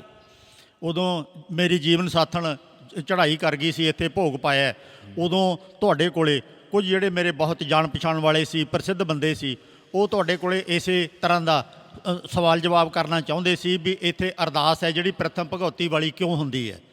ਉਦੋਂ ਮੈਂ ਉਹਨਾਂ ਨੂੰ ਰੋਕਤਾ ਸੀ ਵੀ ਹਾਲੀ ਸਵਾਲ ਨਾ ਕਰੋ, ਇਹ ਮੌਕਾ ਠੀਕ ਨਹੀਂ ਹੈ। ਅਤੇ ਬਾਅਦ ਦੇ ਵਿੱਚ ਮੈਂ ਉਹਨਾਂ ਨੂੰ ਸਵਾਲ ਕੀਤੇ ਅਤੇ ਕਿਹਾ ਕਿ ਮੈਂ ਤੁਹਾਡਾ ਪੁਰਾਣੇ ਲੰਮੇ ਸਮੇਂ ਤੋਂ ਵਾਕਫ ਹਾਂ, ਮੈਨੂੰ ਚੰਡੀਗੜ੍ਹ ਬੁਲਾ ਲਓ, ਇਕੱਠ ਕਰ ਲਓ, ਮੈਂ ਸਾਰਿਆਂ ਦੇ ਸਾਹਮਣੇ ਗੱਲ ਕਰਨ ਨੂੰ ਤਿਆਰ ਹਾਂ। ਪਹਿਲਾਂ ਇਹ ਇੱਕੋ ਗੱਲ ਮੈਨੂੰ ਦੱਸ ਦਿਓ ਕਿ ਆਪਾਂ ਨੂੰ 50 ਸਾਲ ਹੋ ਗਏ ਨੇ ਮਿਸ਼ਨਰੀ ਕਾਲਜ ਦੇ ਨਾਲ ਰਹਿ ਕੇ ਕੰਮ ਕਰਦਿਆਂ ਨੂੰ, ਇੱਕ ਗੁਰਦੁਆਰੇ ਦੇ ਵਿੱਚ ਵੀ ਕਦੀ ਆਪਾਂ ਇਹ ਅਰਦਾਸ ਬਦਲ ਸਕੇ ਹਾਂ? ਅੱਜ ਤੱਕ ਨਹੀਂ ਬਦਲ ਸਕੇ। ਜੇ ਆਪਾਂ ਇੱਕ ਵੀ ਗੁਰਦੁਆਰੇ 'ਚ ਆਪਣੀ ਨਵੀਂ ਤਿਆਰ ਕੀਤੀ ਕੋਈ ਅਰਦਾਸ ਲਾਗੂ ਨਹੀਂ ਕਰਵਾ ਸਕੇ, ਇੱਥੇ ਤੁਸੀਂ ਰਾਤੋਂ ਰਾਤ ਕਿਵੇਂ ਆਸ ਕਰਦੇ ਹੋ ਕਿ ਸਾਰਾ ਕੁਝ ਬਦਲ ਜਾਵੇ? ਤੁਸੀਂ ਕੁਝ ਕਰਕੇ ਵਿਖਾਓ, ਮੇਰੇ ਨਾਲ ਗੱਲਬਾਤ ਕਰੋ, ਮੈਂ ਗੱਲਬਾਤ ਕਰਨ ਨੂੰ ਤਿਆਰ ਹਾਂ। ਪਰ ਉਸ ਗੱਲ ਨੂੰ 1.5 ਸਾਲ ਹੋ ਗਿਆ ਤੇ ਮੁੜ ਕੇ ਉਹਨਾਂ ਨੇ ਮੈਨੂੰ ਉੱਥੇ ਬੁਲਾਉਣ ਦੀ ਖੇਚਲ ਹੀ ਨਹੀਂ ਕੀਤੀ। ਆਖੋ ਸਤਨਾਮ। ਬਾਪੂ ਜੀ ਹੁਣ ਦੇਖੋ ਬਾਪੂ ਜੀ, ਆਪਾਂ ਇੱਥੇ ਬਹਿ ਕੇ ਗੱਲਾਂ ਕਰ ਰਹੇ ਹਾਂ, ਇਹ ਵੀ ਬਦਲਣਾ। ਕਿੱਥੇ ਹੁਣ ਇੱਕ ਕਥਾ ਦਾ ਰੂਪ ਹੀ ਹੁੰਦਾ ਸੀ। ਬਿਲਕੁਲ ਠੀਕ ਹੈ ਜੀ। ਹੁਣ ਅਸੀਂ ਬਹਿ ਕੇ ਉੱਥੇ ਅੰਦਰ ਮੈਂ ਗੱਲ ਕਰਦਾ, ਆਪਣਾ ਮੈਸੇਜ ਰੋਜ਼ ਦੀ ਰੋਜ਼ ਪਾ ਰਹੇ ਹਾਂ, ਬਦਲ ਰਿਹਾ ਸਾਰਾ ਕੁਝ। ਮੈਂ ਕਹਿ ਰਿਹਾ ਸੈਮੀਨਾਰ ਕਰੀਏ। ਅਸੀਂ ਇੱਕ ਪਾਸੇ ਗੁਰੂ ਗ੍ਰੰਥ ਸਾਹਿਬ ਦਾ ਪ੍ਰਕਾਸ਼ ਹੈਗਾ ਆ, ਇੱਕ ਪਾਸੇ ਅਸੀਂ ਸਟੇਜ ਲਾ ਕੇ ਅਲੱਗ ਚੇਅਰਾਂ ਲਾ ਕੇ 500 ਬੰਦੇ ਦੇ ਰਹਿਣ ਦਾ ਪ੍ਰਬੰਧ ਬੈਠਣ ਦਾ ਕਰੀਏ, ਉਹਦੇ ਵਿੱਚ ਸੈਮੀਨਾਰ ਹੋਣ, ਆਪਣੀ ਗੱਲ ਕੀਤੀ ਜਾ ਸਕੇ ਸਾਰੇ ਤਰੀਕਿਆਂ ਨਾਲ, ਉਹ ਵੀ ਹੋਵੇ। ਉਹ ਪੈਰਲਰ ਕੀ ਹੈ, ਉਹ ਬਦਲਣਾ ਹੈ। ਆਪਣੇ ਆਪ ਨੂੰ, ਆਪਣੀ ਸੋਚ ਬਦਲੀਏ। ਜਿਹੜੀ ਗੱਲ ਇਸ ਤਰੀਕੇ ਨਾਲ ਕਹੀ ਜਾਂਦੀ ਸੀ ਉਹਨੂੰ ਅਸੀਂ ਕਥਾ ਦੇ ਵਿੱਚ ਸਟੇਜਾਂ 'ਤੇ ਹੀ ਕਹਿੰਦੇ ਸੀ, ਉਹਦਾ ਰੂਪ ਹੌਲੀ ਹੌਲੀ ਹੌਲੀ ਹੌਲੀ ਬਦਲਦਾ, ਅਤੇ ਬਦਲਣ 'ਤੇ ਹੌਲੀ ਹੌਲੀ ਟਾਈਮ ਲੱਗਦਾ, ਬਿਲਕੁਲ ਸਮਾਂ ਲੱਗਦਾ। ਬਿਲਕੁਲ ਉਹ ਤਾਂ ਪਹਿਲਾਂ ਹੀ ਚਾਹੁੰਦੇ ਨੇ, ਵਿਰੋਧੀ ਨੇ ਜਿਹੜੇ ਸਾਡੇ, ਵੀ ਤੁਸੀਂ ਇੱਦਾਂ ਦਾ ਕੁਛ ਕਰੋ। ਦੇਖੋ ਅਸੀਂ ਜੋ ਗੁਰੂ ਗ੍ਰੰਥ ਸਾਹਿਬ ਦੀ ਮਰਿਆਦਾ ਇਹਨਾਂ ਨੇ ਰੱਖੀ, ਇਹਨਾਂ ਦੇ ਪ੍ਰੋਟੋਕੋਲ ਬਣਾਏ ਹੋਏ ਨੇ, ਅਸੀਂ ਫੋਲੋ ਕਰਦੇ ਹਾਂ। ਅਸੀਂ ਉਹ ਜੋ ਇਹਨਾਂ ਦਾ ਬਣਾਇਆ ਹੋਇਆ ਵੀ ਗੁਰੂ ਸਾਹਿਬ ਜੀ ਨੂੰ ਇਸ ਤਰ੍ਹਾਂ ਅਸੀਂ ਉਵੇਂ, ਜਿਵੇਂ ਅਸੀਂ ਕਹਿੰਦੇ ਹਾਂ ਇੱਕ ਵੀ ਮਰਿਆਦਾ 'ਚ ਸਾਡੇ 'ਤੇ ਫਰਕ ਵਿਖਾਓ, ਅਸੀਂ ਸਾਰੀ ਮਰਿਆਦਾ ਤੁਹਾਡੀ ਪਾਲਦੇ ਹਾਂ, ਪਰ ਉਹਨੂੰ ਰੱਖਦਿਆਂ ਵੀ ਅਸੀਂ ਆਪਣੀ ਗੱਲ ਆਪਣੇ ਤਰੀਕੇ ਨਾਲ ਕਹਿੰਦੇ ਹਾਂ, ਲੋਕਾਂ ਤੱਕ ਜਾ ਵੀ ਰਹੀ ਹੈ। ਅਤੇ ਮੈਂ ਸਿੱਧੇ ਸ਼ਬਦਾਂ ਦੇ ਵਿੱਚ ਕਹਿੰਦਾ ਵੀ ਅਜੇ ਬਹੁਤ ਕੁਝ ਬਦਲਣ ਵਾਲਾ ਹੈਗਾ ਆ। ਅਸੀਂ ਨਹੀਂ ਕਹਿੰਦੇ ਅਸੀਂ 100% ਸਹੀ ਹਾਂ, ਠੀਕ ਹੈ, ਮੈਂ 100% ਠੀਕ ਹਾਂ, ਅਸੀਂ ਅਜੇ ਠੀਕ ਹੋਣਾ, ਅਸੀਂ ਬਦਲੇ ਨਹੀਂ, ਅਸੀਂ ਹਜੇ ਹੋਰ ਵੀ ਸੋਹਣੇ ਤਰੀਕੇ ਨਾਲ ਬਦਲਣਾ, ਆਪਣੇ ਆਪ ਨੂੰ ਹੋਰ ਵੀ ਚੇਂਜ ਕਰਨਾ। ਹਾਂ, ਕੁਝ ਚੀਜ਼ਾਂ ਨੂੰ ਬਦਲਦਿਆਂ ਟਾਈਮ ਲੱਗਦਾ। ਅਸੀਂ ਅੜੀ ਨਹੀਂ ਕਰਦੇ, ਅਸੀਂ ਜਿੱਦ ਨਹੀਂ ਕਰਦੇ ਵੀ ਇਹ ਠੀਕ ਹੈ, ਜੇ ਮੈਂ ਕਰ ਰਿਹਾ ਤਾਂ ਠੀਕ ਹੈ। ਬਹੁਤ ਕੁਝ ਹੈਗਾ ਆ ਜਿਹੜਾ ਅਜੇ ਵੀ ਠੀਕ ਨਹੀਂ ਹੈ। ਉਦਾਹਰਣ ਦੇ ਤੌਰ 'ਤੇ ਦੱਸਿਆ ਜਾ ਸਕਦਾ ਹੈ, ਮੈਂ ਇਹੋ ਜਿਹਾ ਕੁਝ ਪੜ੍ਹਦਾ ਰਹਿਣਾ, ਨਵੀਆਂ ਗੱਲਾਂ ਦਾ ਪਤਾ ਲੱਗਦਾ ਰਹਿੰਦਾ ਹੈ। ਕਾਰ ਦੀ ਕਾਢ ਹੈ ਜਿਹੜੀ 1892 'ਚ ਨਿਕਲੀ ਹੈ। ਫਰਾਂਸ ਦੇ ਵਿੱਚ ਨੈਨਾ ਨਾਮ ਦਾ ਇੱਕ ਨੌਜਵਾਨ ਸੀ, ਉਹਨੇ ਇਸ ਪਾਸੇ ਕੰਮ ਕੀਤਾ, ਉਹਦਾ ਦਿਮਾਗ ਚੱਲਦਾ ਸੀ ਅਤੇ ਉਹਨੇ ਟੁੱਟਿਆ ਫੁੱਟਿਆ ਜਿਹੜੇ ਇੰਜਣ ਨੇ, ਜਿਵੇਂ ਅੱਜ ਕੱਲ੍ਹ ਆਪਣੇ ਆ ਜੰਗਾੜੀਆ ਕਰਕੇ ਪਿੰਡਾਂ ਵਾਲੇ ਫਿਟਫਿਟੀਆ ਚਲਾ ਲੈਂਦੇ ਨੇ, ਉਹ ਇਦੋਂ ਵੀ ਥੱਲੇ ਦਾ ਦਰਜੇ ਵਾਲਾ ਸੀ। ਉਹਨੇ ਉਹਦੇ 4 ਪਹੀਏ ਵੀ ਬਣਾ ਲਏ, ਫੱਟੇ ਜੇ ਵੀ ਫਿੱਟ ਕਰਤੇ, ਇੱਕ ਇੰਜਣ ਵੀ ਫਿੱਟ ਕਰਤਾ, ਉਹਦੇ ਵਿੱਚ ਮਿੱਟੀ ਦਾ ਤੇਲ ਵਗੈਰਾ ਵੀ ਪਾ ਲਿਆ, ਉਹਨੇ ਉਹਨੂੰ ਰੁੜਨ ਯੋਗਾ ਕਰ ਦਿੱਤਾ। ਅਤੇ ਉਹਨੇ ਫਰਾਂਸ ਦੇ ਸ਼ਹਿਰਾਂ ਦੇ ਵਿੱਚ ਇੱਕ ਦਿਨ ਮਿੱਥ ਕੇ ਉਹਦੀ ਨੁਮਾਇਸ਼ ਕੀਤੀ ਕਿ ਮੈਂ ਇਹੋ ਜਿਹੀ ਗੱਡੀ ਬਣਾ ਲਈ ਹੈ। ਅਤੇ ਉਹਨੇ ਜਦੋਂ ਲੋਕਾਂ ਨੇ ਉੱਪਰੋਂ ਦੇਖਿਆ, ਕੋਠਿਆਂ 'ਤੇ ਖੜ੍ਹ ਕੇ, ਛੱਤਾਂ 'ਤੇ ਖੜ੍ਹ ਕੇ ਹੈਰਾਨ ਰਹਿ ਗਏ ਵੀ ਇਹਦੇ ਘੋੜੇ ਤਾਂ ਹੈ ਨਹੀਂ, ਬਿਨਾਂ ਘੋੜਿਆਂ ਤੋਂ ਚੱਲ ਰਹੀ ਹੈ ਗੱਡੀ ਇਹ, ਅਤੇ ਇਹਦੇ ਬਲਦ ਵੀ ਨਹੀਂ ਜੁੜੇ ਹੋਏ, ਬੰਦੇ ਵੀ ਨਹੀਂ ਖਿੱਚਦੇ, ਚੱਲਦੀ ਕਿਵੇਂ ਹੈ? ਉਹ ਜਿਹੜਾ ਧੂੰਆਂ ਜਿਹਾ ਨਿਕਲਦਾ ਫਿਰ ਇਹਦੇ ਨਾਲ ਚੱਲਦੀ ਹੋਣੀ ਹੈ। ਅਤੇ ਸ਼ਾਮ ਨੂੰ ਜਦੋਂ ਚੱਕਰ ਲਾ ਕੇ ਆਇਆ, ਉਹਦੇ ਕੋਲੇ ਬੰਦਿਆਂ ਦੀਆਂ ਲਾਈਨਾਂ ਲੱਗ ਗਈਆਂ। ਅਮੀਰ ਬੰਦੇ ਕਹਿਣ ਲੱਗੇ ਮੇਰੇ ਵਾਸਤੇ ਵੀ ਕਿਹੋ ਜਿਹੀ ਬਣਾ ਦੇ, ਮੇਰੇ ਵਾਸਤੇ ਬਣਾ ਦੇ। ਉਹ ਕਹਿਣ ਲੱਗਿਆ ਭਰਾਵੋ ਜਿਹੜਾ ਕੋਈ ਮੇਰੇ ਕੋਲ ਹੈਗਾ ਸੀ ਮੈਂ ਤਾਂ ਸਾਰਾ ਇਸੇ 'ਤੇ ਲਾਤਾ, ਪੈਸੇ ਤਾਂ ਪਹਿਲਾਂ ਦੇ ਦਿਓ ਮੈਨੂੰ। ਉਹ ਕਈਆਂ ਨੇ, ਅਮੀਰਾਂ ਨੇ ਪੈਸੇ ਜਮ੍ਹਾਂ ਕਰਾਤੇ, ਉਹਨੇ ਗੱਡੀਆਂ ਬਣਾਉਣੀਆਂ ਸ਼ੁਰੂ ਕੀਤੀਆਂ, ਪਰ ਉਹ ਫਿਟਫਿਟੀਏ ਸੀ, ਅੱਜ ਵਰਗੀਆਂ ਕਾਰਾਂ ਨਹੀਂ ਸੀ। ਉਹ ਨੁਮਾਇਸ਼ ਦੇ ਵਿੱਚ ਉਹਨਾਂ ਨੇ ਸਭ ਤੋਂ ਪਹਿਲਾਂ ਵਾਲੀ ਜਿਹੜੀ ਉਹਨੇ ਗੱਡੀ ਬਣਾਈ ਸੀ, ਉਹ ਅੱਜ ਤੱਕ ਸਾਂਭ ਕੇ ਰੱਖੀ ਹੋਈ ਹੈ। ਜੇ ਕੋਈ ਇਹ ਕਹੇ ਕਿ ਉਹ ਨੈਣੇ ਨਾਮ ਦਾ ਬੰਦਾ ਅਤੇ ਉਹਨੇ ਤਾਂ ਇਹ ਜੀ ਸੜੀ ਹੋਈ ਗੱਡੀ ਬਣਾਈ ਸੀ, ਇਹ ਕੀ ਗੱਡੀ ਹੈ? ਉਹ ਤਾਂ ਇੰਨੀਆਂ ਅੱਜ ਤੱਕ ਇੰਨੀਆਂ ਸੋਹਣੀਆਂ ਬਣ ਗਈਆਂ ਨੇ। ਉਹ ਭਾਈ ਸ਼ੁਰੂਆਤ ਉੱਥੋਂ ਹੋਈ ਹੈ, ਉਹਨੇ ਸ਼ੁਰੂਆਤ ਉਸ ਗੱਡੀ ਤੋਂ ਕੀਤੀ ਹੈ, ਬਾਅਦ ਦੇ ਵਿੱਚ ਸੁਧਾਰ ਆਉਂਦਾ ਗਿਆ ਅਤੇ ਉਹਨੂੰ ਅੱਜ ਤੱਕ ਉਹ ਨਮਸਕਾਰਾਂ ਕਰਦੇ ਨੇ, ਉਹਨੇ ਸ਼ੁਰੂਆਤ ਕਰ ਦਿੱਤੀ ਹੈ। ਅਤੇ ਇਸੇ ਤਰ੍ਹਾਂ ਅੱਜ ਜਿਹੜੀਆਂ ਕਾਰਾਂ, ਗੱਡੀਆਂ, ਮੋਟਰਾਂ ਹਵਾ 'ਚ ਉੱਡਣ ਵਾਲੀਆਂ ਵੀ ਬਣ ਗਈਆਂ ਹੋਈਆਂ ਨੇ, ਉਹ ਵੀ ਤਰੱਕੀ ਹੋ ਕੇ, ਵਿਕਾਸ ਹੋ ਕੇ ਬਣਿਆ। ਅਤੇ ਜਿਹੜੇ ਕਿਤੇ ਪਹਿਲਾਂ ਦੇ ਸਿੱਖ ਸੀ, ਪਹਿਲਾਂ ਦੇ ਇਨਸਾਨ ਸੀ, ਉਹਨਾਂ ਦੇ ਵਿੱਚ ਵੀ ਮਾਨਸਿਕ ਵਿਕਾਸ ਹੋਣਾ ਚਾਹੀਦਾ। ਹਰ ਚੀਜ਼ ਦੇ ਵਿੱਚ ਵਿਕਾਸ ਹੋ ਰਿਹਾ।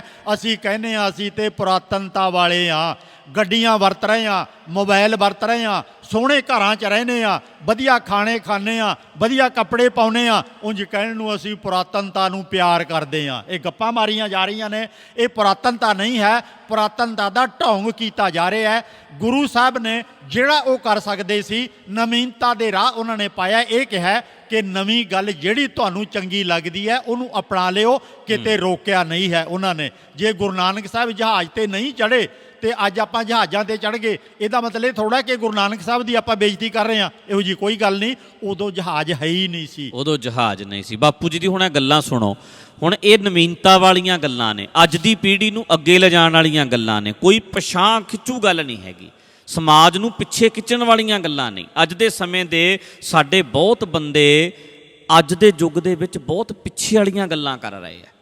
ਅਤੇ ਬਾਪੂ ਜੀ ਹੋਣਾ ਦੀ ਉਮਰ ਵੇਖੋ 77 ਸਾਲ ਹੈ, ਇਹ ਅਗਾਂਹ ਵਧੂ ਗੱਲਾਂ ਕਰ ਰਹੇ। ਸੋ ਇਹਨਾਂ ਗੱਲਾਂ ਨੂੰ ਅੱਜ ਸਮਝਣ ਦੀ ਜ਼ਰੂਰਤ ਹੈ ਅਤੇ ਕਾਇਮ ਹੋ ਕੇ ਅਸੀਂ ਇਹਨਾਂ ਗੱਲਾਂ 'ਤੇ ਪਹਿਰਾ ਦਈਏ। ਸੋ ਬਾਪੂ ਜੀ ਹੁਣੀ ਪਿਛਲੇ ਸਾਲਾਂ ਤੋਂ ਮੇਰੇ ਨਾਲ ਵੀ ਸਾਥ ਦੇ ਰਹੇ ਹੈ। ਇਸ ਗੱਲ ਕਰਕੇ ਵੀ ਇਹਨਾਂ ਦੇ ਸੰਗੀ ਸਾਥੀ ਕਈਆਂ ਨੇ ਇਹਨਾਂ ਦਾ ਵਿਰੋਧ ਵੀ ਕੀਤਾ, ਕਈ ਕਾਲਜਾਂ ਵਾਲਿਆਂ ਨੇ ਵੀ ਇਹਨਾਂ ਨੂੰ ਬਾਪੂ ਜੀ ਨੂੰ ਛੱਡਿਆ। ਉਹ ਪਹਿਲਾਂ ਵਾਲੀ ਉਹਨਾਂ ਦਾ ਪਿਆਰ ਨਹੀਂ ਰਿਹਾ। ਉਹ ਕਹਿੰਦੇ ਤੂੰ ਰਣਜੀਤ ਸਿੰਘ ਨਾਲ ਖੜਦਾ ਹੈ ਜਾਂ ਉਹਨਾਂ ਦੀਆਂ ਗੱਲਾਂ ਤੁਸੀਂ ਸੁਣਦੇ ਹੋ, ਅਤੇ ਇਸ ਕਰਕੇ ਉਹਨਾਂ ਨੇ ਕਈਆਂ ਨੇ ਛੱਡਿਆ। ਪਰ ਬਾਪੂ ਜੀ ਨੇ ਸਾਡਾ ਬਹੁਤ ਸਾਥ ਦਿੱਤਾ ਹੈ, ਮਤਲਬ ਸਾਡੇ ਵਾਸਤੇ ਹਮੇਸ਼ਾ ਅੱਗੇ ਹੋ ਕੇ ਬੋਲਦੇ ਹੈ, ਹਮੇਸ਼ਾ ਨਾਲ ਖੜ੍ਹਦੇ ਹੈ। ਸੋ ਮੈਨੂੰ ਵੀ ਬੜਾ ਹੌਸਲਾ ਇਸ ਗੱਲ ਦੇ ਨਾਲ ਹੈ, ਅਤੇ ਅਸੀਂ ਵੀ ਬਾਪੂ ਜੀ ਦੇ ਨਾਲ ਜਿੰਨੇ ਜੋਗੇ ਹੈਗੇ ਆ ਅਸੀਂ ਖੜ੍ਹੇ ਰਹਿਣਾ। ਅਤੇ ਮੈਂ ਆਪ ਸਾਰਿਆਂ ਨੂੰ ਇਹ ਬੇਨਤੀ ਕਰਦਾ ਵੀ ਜਰਾ ਕੁ ਆਪ ਸੁਣ ਸਮਝ ਵਿਚਾਰ ਲਿਆ ਕਰੋ। ਕਿਸੇ ਦਾ ਵੀ ਜੀ ਨਹੀਂ ਕਰਦਾ ਕਿ ਉਹ ਆਪਣਾ ਨੱਕ ਤੜਵਾਵੇ। ਇਹਨਾਂ ਸ਼ਬਦ ਮੈਂ ਨਾਮ ਹੀ ਇੱਦਾਂ ਦਾ ਵਰਤਾਂ ਹੁਣ ਵੱਖਰਾ ਜਿਹਾ, ਇਹਨਾਂ ਮੂਰਖ ਲੋਕਾਂ ਤੋਂ, ਇਹਨਾਂ ਤੋਂ ਅੱਖਾਂ ਭਨਵਾਵੇ, ਆਪਣੀਆਂ ਪੱਗ ਲਵਾਵੇ, ਬਾਰ-ਬਾਰ ਅਟੈਕ ਕਰਵਾਵੇ, ਕਿਸੇ ਦਾ ਜੀ ਨਹੀਂ ਕਰਦਾ। ਮੈਂ ਹੁਣ ਹਜ਼ਾਰਾਂ ਲੱਖਾਂ ਲੋਕਾਂ ਦੇ ਵਿੱਚ ਰੋਜ਼-ਰੋਜ਼ ਪ੍ਰਚਾਰ ਕਰਦਾ ਸੀ, ਜੇ ਮੈਂ ਛੱਡਾ ਕੇ ਘਰ ਬੈਠਾਂ ਤਾਂ ਮੈਂ ਪਾਗਲ ਤੇ ਹੈ ਨਹੀਂ। ਲੋਕੀ ਕਹਿੰਦੇ ਏਜੰਸੀਆਂ ਦੇ ਬੰਦੇ ਨੇ, ਏਜੰਸੀਆਂ ਮੈਨੂੰ ਏਡੇ ਏਡੇ ਵੱਡੇ ਇਕੱਠ ਕਰ ਦੇਣਗੀਆਂ, ਏਜੰਸੀਆਂ ਮੈਨੂੰ ਕੀ ਦੇ ਦੇਣਗੀਆਂ ਜੋ ਮੇਰੇ ਕੋਲ ਨਹੀਂ ਸੀ ਇਹੋ ਜਿਹਾ ਜਿਹੜਾ ਏਜੰਸੀਆਂ ਦੇ ਦੇਣਗੀਆਂ। ਪਰ ਲੋਕਾਂ ਨੇ ਕਹਿਣਾ ਇਹ ਏਜੰਸੀਆਂ ਦੇ ਬੰਦੇ ਨੇ, ਲੋਕਾਂ ਨੂੰ ਗੁੰਮਰਾਹ ਕਰਦੇ ਨੇ, ਕਿਉਂਕਿ ਵੱਡੇ ਗਰੁੱਪ ਨੇ, ਕਾਬਜ਼ ਧਿਰਾਂ ਵਾਲਿਆਂ ਨੇ, ਜਿਨ੍ਹਾਂ ਨੇ ਲੋਕਾਂ ਨੂੰ ਇਸ਼ਨਾਨ ਕਰਾ ਕੇ ਠੀਕ ਕਰਨਾ ਹੈ। ਉਹ ਲੋਕਾਂ ਨੇ ਇਹ ਉਹਨਾਂ ਦੇ ਗੱਲਾਂ ਹਜਮ ਨਹੀਂ ਹੁੰਦੀਆਂ, ਉਹ ਫਿਰ ਇਹੋ ਜਿਹੇ ਪ੍ਰੋਪੋਗੰਡੇ ਕਰਦੇ ਹੈ। ਅਤੇ ਇੱਕ ਗੱਲ ਜ਼ਰੂਰ ਬਹਿ ਕੇ ਸੋਚਿਆ ਕਰੋ ਵੀ ਇਹ ਪਾਗਲ ਬੰਦੇ ਥੋੜ੍ਹਾ ਹੈ ਜਿਹੜੇ ਐਡਾ ਵੱਡਾ ਵਿਰੋਧ ਝੱਲਣਗੇ, ਇੰਨੀ ਦੁਨੀਆ ਨੂੰ ਵਿਰੋਧ ਵਿੱਚ ਖੜਾ ਕਰ ਲੈਣਗੇ। ਜਣਾ ਖਣਾ ਛੋਟਾ ਮੋਟਾ ਨਿੱਕੇ ਨਿੱਕੇ ਨਿਆਣੇ ਵੀ ਸਾਡੇ ਵਿਰੋਧ ਵਿੱਚ ਬੋਲਦੇ ਹੈ। ਅਸੀਂ ਕੋਈ ਪਾਗਲ ਨਹੀਂ ਵੀ ਇੰਨੇ ਲੋਕਾਂ ਦੇ ਵਿਰੋਧ ਦਾ ਸਾਹਮਣਾ ਕਰਾਂਗੇ। ਪਰ ਸਾਨੂੰ ਖੁਸ਼ੀ ਵੀ ਇਸ ਗੱਲ ਦੀ ਹੈਗੀ ਹੈ ਜਿੱਥੇ ਵਿਰੋਧ ਕਰਨ ਵਾਲੇ, ਗੱਲਾਂ ਕਰਨ ਵਾਲੇ ਹੈਗੇ ਹੈ, ਉੱਥੇ ਕੋਈ ਨਾ ਕੋਈ ਅੱਜ ਬੰਦੇ ਸੁਣਨ ਵਾਲੇ, ਸਮਝਣ ਵਾਲੇ ਵੀ ਹੈਗੇ ਆ। ਕਈ ਲੋਕ ਕਹਿੰਦੇ ਤੁਸੀਂ ਕੀ ਖੱਟਿਆ, ਮੈਨੂੰ ਵੀ ਕਈ ਕਹਿੰਦੇ ਭਾਈ ਸਾਹਿਬ 10 ਸਾਲ ਪਹਿਲਾਂ ਵੇਖੋ ਇੰਨੀ ਦੁਨੀਆ ਇੱਦਾਂ ਹੁੰਦਾ ਸੀ, ਤੁਸੀਂ ਕੀ ਖੱਟਿਆ, ਵੇਖੋ ਹੁਣ ਤੁਸੀਂ ਦੀਵਾਨ ਬੰਦ ਹੋ ਗਏ, ਕਿਤੇ ਜਾਂਦੇ ਆ ਰੌਲਾ ਪੈਂਦਾ ਹੈ, ਆਪਾਂ ਨੂੰ ਬਚ ਕੇ ਸਿਕਿਉਰਿਟੀਆਂ 'ਚ ਰਹਿਣਾ ਪੈਂਦਾ ਹੈ, ਨਹੀਂ ਤਾਂ ਕੀ ਪਤਾ ਕਿਹੜੇ ਵੇਲੇ ਕੀ ਕਰ ਦੇਣਗੇ। ਅਤੇ ਮੈਂ ਉਹਨਾਂ ਨੂੰ ਕਹਿੰਦਾ ਹੁੰਦਾ ਜਦੋਂ ਆ ਅੰਮ੍ਰਿਤਪਾਲ ਹੋਣੀ ਆਏ ਜਾਂ ਹੋਰ ਰੌਲੇ ਪਏ ਹੈ, ਕਿੰਨੇ ਬੰਦੇ ਨੇ ਜਿਹੜੇ ਬੋਲਣ ਲੱਗ ਗਏ ਅਸੀਂ ਇਹ ਖੱਟਿਆ। ਇੰਨੇ ਲੋਕ ਅੱਜ ਆਵਾਜ਼ ਉਠਾਉਣ ਲੱਗ ਗਏ, ਪੋਸਟਾਂ ਪਾਉਂਦੇ ਨੇ, ਆਪਣੀ ਗੱਲ ਕਹਿਣ ਲੱਗ ਗਏ ਅਸੀਂ ਇਹ ਖੱਟਿਆ। ਆਪਣੇ ਸਮੇਂ 'ਤੇ ਆਪਣੇ ਥਾਂ 'ਤੇ ਗੱਲ ਕਰਿਆ ਕਰੋ ਬਾਂਹ ਉੱਚੀ ਕਰਕੇ ਵੀ ਮੈਂ ਇੱਦਾਂ ਮੰਨਦਾ। ਜੋ ਵੀ ਤੁਹਾਡਾ ਪੁਆਇੰਟ ਆਫ ਵਿਊ ਹੈ ਲਿਖ ਕੇ ਚਾਹੇ ਬੋਲ ਕੇ ਦੱਸਣਾ ਸ਼ੁਰੂ ਕਰ ਦਿਓ। ਮੈਂ ਆਹ ਮੰਨਦਾ, ਉੱਚੀ ਬਾਂਹ ਕਰਕੇ ਕਹੋ ਮੈਂ ਇੱਦਾਂ ਦਾ, ਮੈਂ ਇਸ ਤਰ੍ਹਾਂ ਮੰਨਦਾ, ਕਹਿਣਾ ਸ਼ੁਰੂ ਕਰੋ। ਜਿਸ ਤਰ੍ਹਾਂ ਦੇ ਵੀ ਤੁਸੀਂ ਹੈਗੇ ਹੋ ਠੋਕ ਕੇ ਆਪਣੀ ਗੱਲ ਕਹਿਣੀ ਸ਼ੁਰੂ ਕਰੋ, ਆਦਤ ਪਾਓ। ਮੈਨੂੰ ਇੱਕ ਵਾਰੀ ਕੁਝ ਜਦੋਂ ਸੱਟਾ ਮਾਰ ਗਏ ਸੀ 2010 ਦੇ ਵਿੱਚ, ਕੁਝ ਬੰਦੇ ਹਮਦਰਦ ਮਿਲਣ ਵਾਸਤੇ ਆਏ। ਉਹ ਮੈਨੂੰ ਸਮਝਾਉਣ ਲੱਗ ਪਏ, ਗਿਆਨੀ ਜੀ ਤੁਸੀਂ ਨਾ ਅੱਗੇ ਤੋਂ ਸੋਚ ਸਮਝ ਕੇ ਬਾਹਰ ਅੰਦਰ ਜਾਇਆ ਕਰੋ, ਖਤਰਾ ਬੜਾ ਹੈ ਤੁਹਾਡੀ ਜਾਨ ਨੂੰ। ਅਤੇ 5-4 ਵਾਰੀ ਉਹਨਾਂ ਨੇ ਇਹੀ ਗੱਲ ਦੁਹਰਾਈ। ਮੈਂ ਉਹਨਾਂ ਨੂੰ ਧਿਆਨ ਜੇ ਨਾਲ, ਮੈਂ ਕਿਹਾ ਚੰਗਾ ਹੁਣ ਮੇਰੀ ਗੱਲ ਧਿਆਨ ਨਾਲ ਸੁਣ ਲਓ, ਤੁਸੀਂ ਮੇਰੇ ਦੋਸਤ ਹੋ ਕਿ ਦੁਸ਼ਮਣ ਹੋ? ਉਹ ਕਹਿਣ ਲੱਗੀ ਅਸੀਂ ਤਾਂ ਤੁਹਾਡੇ ਹਮਾਇਤੀ ਹਾਂ, ਤੁਹਾਡੇ ਹਮਦਰਦ ਹਾਂ, ਇਹ ਦੁਸ਼ਮਣ ਸ਼ਬਦ ਕਿਵੇਂ ਵਰਤ ਲਿਆ? ਮੈਂ ਕਿਹਾ ਫਿਰ ਤੁਹਾਨੂੰ ਇਹ ਕਹਿਣਾ ਚਾਹੀਦਾ ਸੀ, ਮੈਂ ਤੁਹਾਨੂੰ ਦੱਸਣਾ ਚਾਹੁੰਦਾ ਕਿ ਐਕਸੀਡੈਂਟ ਹੋ ਕੇ ਲੋਕ ਰੋਜ਼ ਨਹੀਂ ਮਰਦੇ, ਕਿ ਨਸ਼ੇੜੀ ਮੁੰਡੇ ਰੋਜ਼ਾਨਾ ਨਹੀਂ ਮਰਦੇ, ਕਿ ਕਰਜ਼ੇ ਵਗੈਰਾ ਤੋਂ ਤੰਗ ਆ ਕੇ ਲੋਕ ਆਤਮ ਹੱਤਿਆ ਨਹੀਂ ਕਰਦੇ, ਅਤੇ ਕੀ ਵੱਟ ਪਿੱਛੇ ਭਾਈ ਆਪਸ 'ਚ ਲੜ ਕੇ ਨਹੀਂ ਮਰ ਜਾਂਦੇ। ਜੇਲ੍ਹਾਂ ਭਰੀਆਂ ਪਈਆਂ ਨੇ, ਕਿੰਨਿਆਂ ਨੂੰ ਫਾਂਸੀਆਂ ਲੱਗ ਜਾਂਦੀਆਂ ਨੇ। ਉਹ ਭਾਈ ਦੁਨੀਆ ਬਹੁਤ ਮਰਦੀ ਹੈ। ਕਹਿਣਾ ਇਹ ਚਾਹੀਦਾ ਸੀ ਤੁਹਾਨੂੰ ਕਿ ਅਸੀਂ ਤੁਹਾਡੇ ਨਾਲ ਹਾਂ, ਤੁਸੀਂ ਹੌਸਲਾ ਨਾ ਹਾਰਿਓ। ਤੁਸੀਂ ਤੇ ਮੈਨੂੰ ਡਰਾਈ ਜਾਂਦੇ ਹੋ, ਆਪ 'ਤੇ ਕੰਮ ਕੀ ਕਰਨਾ ਸੀ। ਇਸ ਕਰਕੇ ਫਿਰ ਕਹਿੰਦੇ ਹਾਂ ਜੀ ਸਾਨੂੰ ਪਤਾ ਨਹੀਂ ਸੀ ਇਸ ਗੱਲ ਦਾ ਵੀ ਇੱਦਾਂ ਬੋਲਣਾ ਹੁੰਦਾ। ਡਰ ਲੋਡ ਕਰ ਦਿੰਦੇ ਨੇ, ਆਪਣਾ ਡਰ ਦੂਜੇ ਬੰਦੇ 'ਤੇ ਲੋਡ ਕਰ ਦਿੰਦੇ ਨੇ। ਬਿਲਕੁਲ ਉਹ ਸੋ ਬਾਪੂ ਜੀ ਹੁਣਾਂ ਨੇ ਹਿੰਮਤ ਕੀਤੀ ਹੈ ਅਤੇ ਕਰਦੇ ਰਹਿਣਗੇ। ਮੈਂ ਆਪਣੇ ਸਾਰੇ ਵੀਰਾਂ ਭਰਾਵਾਂ ਸਰੋਤਿਆਂ ਨੂੰ ਕਹੂੰਗਾ ਕਿ ਬਾਪੂ ਜੀ ਤਕੜੇ ਰਹਿਣ। ਅਸੀਂ ਤਾਂ ਚਾਹੁੰਦੇ ਹਾਂ ਕਿ 100 ਸਾਲ ਉਮਰ ਹੋਵੇ ਅਤੇ ਸਰੀਰ ਤਕੜਾ ਹੈ, ਤਜਰਬੇ ਬਹੁਤ ਨੇ, ਬੜਾ ਗਿਆਨ ਦਾ ਭੰਡਾਰ ਨੇ। ਮੇਰੀ ਮੈਮਰੀ ਇੱਦਾਂ ਦੀ ਹੈ ਨਹੀਂ, ਮੈਨੂੰ ਤੱਥ ਨਹੀਂ ਯਾਦ ਰਹਿੰਦੇ, ਡੇਟਾਂ ਨਹੀਂ ਯਾਦ ਰਹਿੰਦੀਆਂ। ਜਿਵੇਂ ਉਹਨਾਂ ਨੇ ਕਿਹਾ ਵੀ 10 ਵਿੱਚ ਮੇਰੇ 'ਤੇ ਅਟੈਕ ਹੋਇਆ ਸੀ, ਡੇਟਾਂ ਯਾਦ ਰੱਖ ਲੈਂਦੇ ਨੇ। ਮੈਨੂੰ ਤਾਂ ਉਹ ਜਿਹੜੀ 17 ਮਈ 2016 'ਚ ਮੇਰੇ 'ਤੇ ਅਟੈਕ ਹੋਇਆ, ਉਹਨੂੰ ਮੈਂ ਕਈ ਵਾਰੀ 2017 ਕਹਿ ਦਿੰਦਾ। ਮੇਰੇ ਤੋਂ ਤੱਥ ਨਹੀਂ ਯਾਦ ਰਹਿੰਦੇ, ਮੇਰੇ ਤੋਂ ਬਿਲਕੁਲ ਯਾਦਾਸ਼ਤ ਮੇਰੀ ਇੱਦਾਂ ਦੀ ਨਹੀਂ। ਸੋ ਬਾਪੂ ਜੀ ਕੋਲ ਡੇਟਾਂ, ਤੱਥ ਬਾਪੂ ਇੰਦਰ ਸਿੰਘ ਹੋਣਾ ਕੋਲ ਯਾਦ ਨੇ। ਅਤੇ ਜਿਹੜੇ ਸਾਡੇ ਬੰਦੇ ਨਿਊਜ਼ੀਲੈਂਡ ਵਿੱਚ ਨੇ, ਆਸਟ੍ਰੇਲੀਆ ਵਿੱਚ ਨੇ, ਇੰਗਲੈਂਡ ਵਿੱਚ ਨੇ, ਜਾਂ ਅਮਰੀਕਾ ਵਿੱਚ ਨੇ, ਕੈਨੇਡਾ 'ਚ ਨੇ, ਉਹਨਾਂ ਦੇਸ਼ਾਂ 'ਚ ਜਿਹੜੇ ਪਿਆਰ ਵਾਲੇ ਬੰਦੇ ਨੇ ਬਾਪੂ ਜੀ ਹੋਣਾ ਨਾਲ। ਚਲੋ ਗੁਰਦੁਆਰਿਆਂ ਵਾਲਿਆਂ ਨੇ ਤਾਂ ਕਦੇ ਬੁਲਾਉਣਾ ਹੀ ਨਹੀਂ, ਉਹਨਾਂ ਨੇ ਤਾਂ ਚੱਜ ਦੀਆਂ ਗੱਲਾਂ ਕਰਨੀਆਂ ਨਹੀਂ। ਤੁਸੀਂ ਅੱਜ ਕੱਲ੍ਹ ਨੋਟ ਕਰਕੇ ਵੇਖ ਲਿਓ ਵੀਰੋ, ਘਰਾਂ 'ਚ ਸਾਲ ਗੁਰਦੁਆਰੇ ਜਾ ਰਹੇ ਆ, ਕਿਹੜੀਆਂ ਕਿਹੜੀਆਂ ਗੱਲਾਂ ਤੂੰ ਗੁਰਦੁਆਰੇ 'ਚੋਂ ਸਿੱਖ ਕੇ ਆਇਆ, ਅਤੇ ਇਹ ਵੇਖੀ ਵੀ ਨੈੱਟ ਤੋਂ ਤੂੰ ਇੱਕ ਦਿਨ ਵਿੱਚ ਕਿੰਨਾ ਕੁਝ ਸਿੱਖ ਰਿਹਾ। ਅੱਜ ਕੱਲ੍ਹ ਇਹਦੇ 'ਤੇ ਇੰਨਾ ਗਿਆਨ ਦਿੱਤਾ ਜਾ ਰਿਹਾ, ਇੰਨੀ ਸੋਹਣੀਆਂ ਗੱਲਾਂ ਲੋਕੀ ਦੱਸ ਰਹੇ ਨੇ ਕਿ ਇੱਕ ਇੱਕ ਮਿੰਟ ਦੇ ਕਲਿੱਪ ਵਿੱਚ ਕਈ ਵਾਰੀ ਨੁਕਤਾ ਇਹੋ ਜਿਹਾ ਸਮਝਾ ਜਾਂਦੇ ਆ।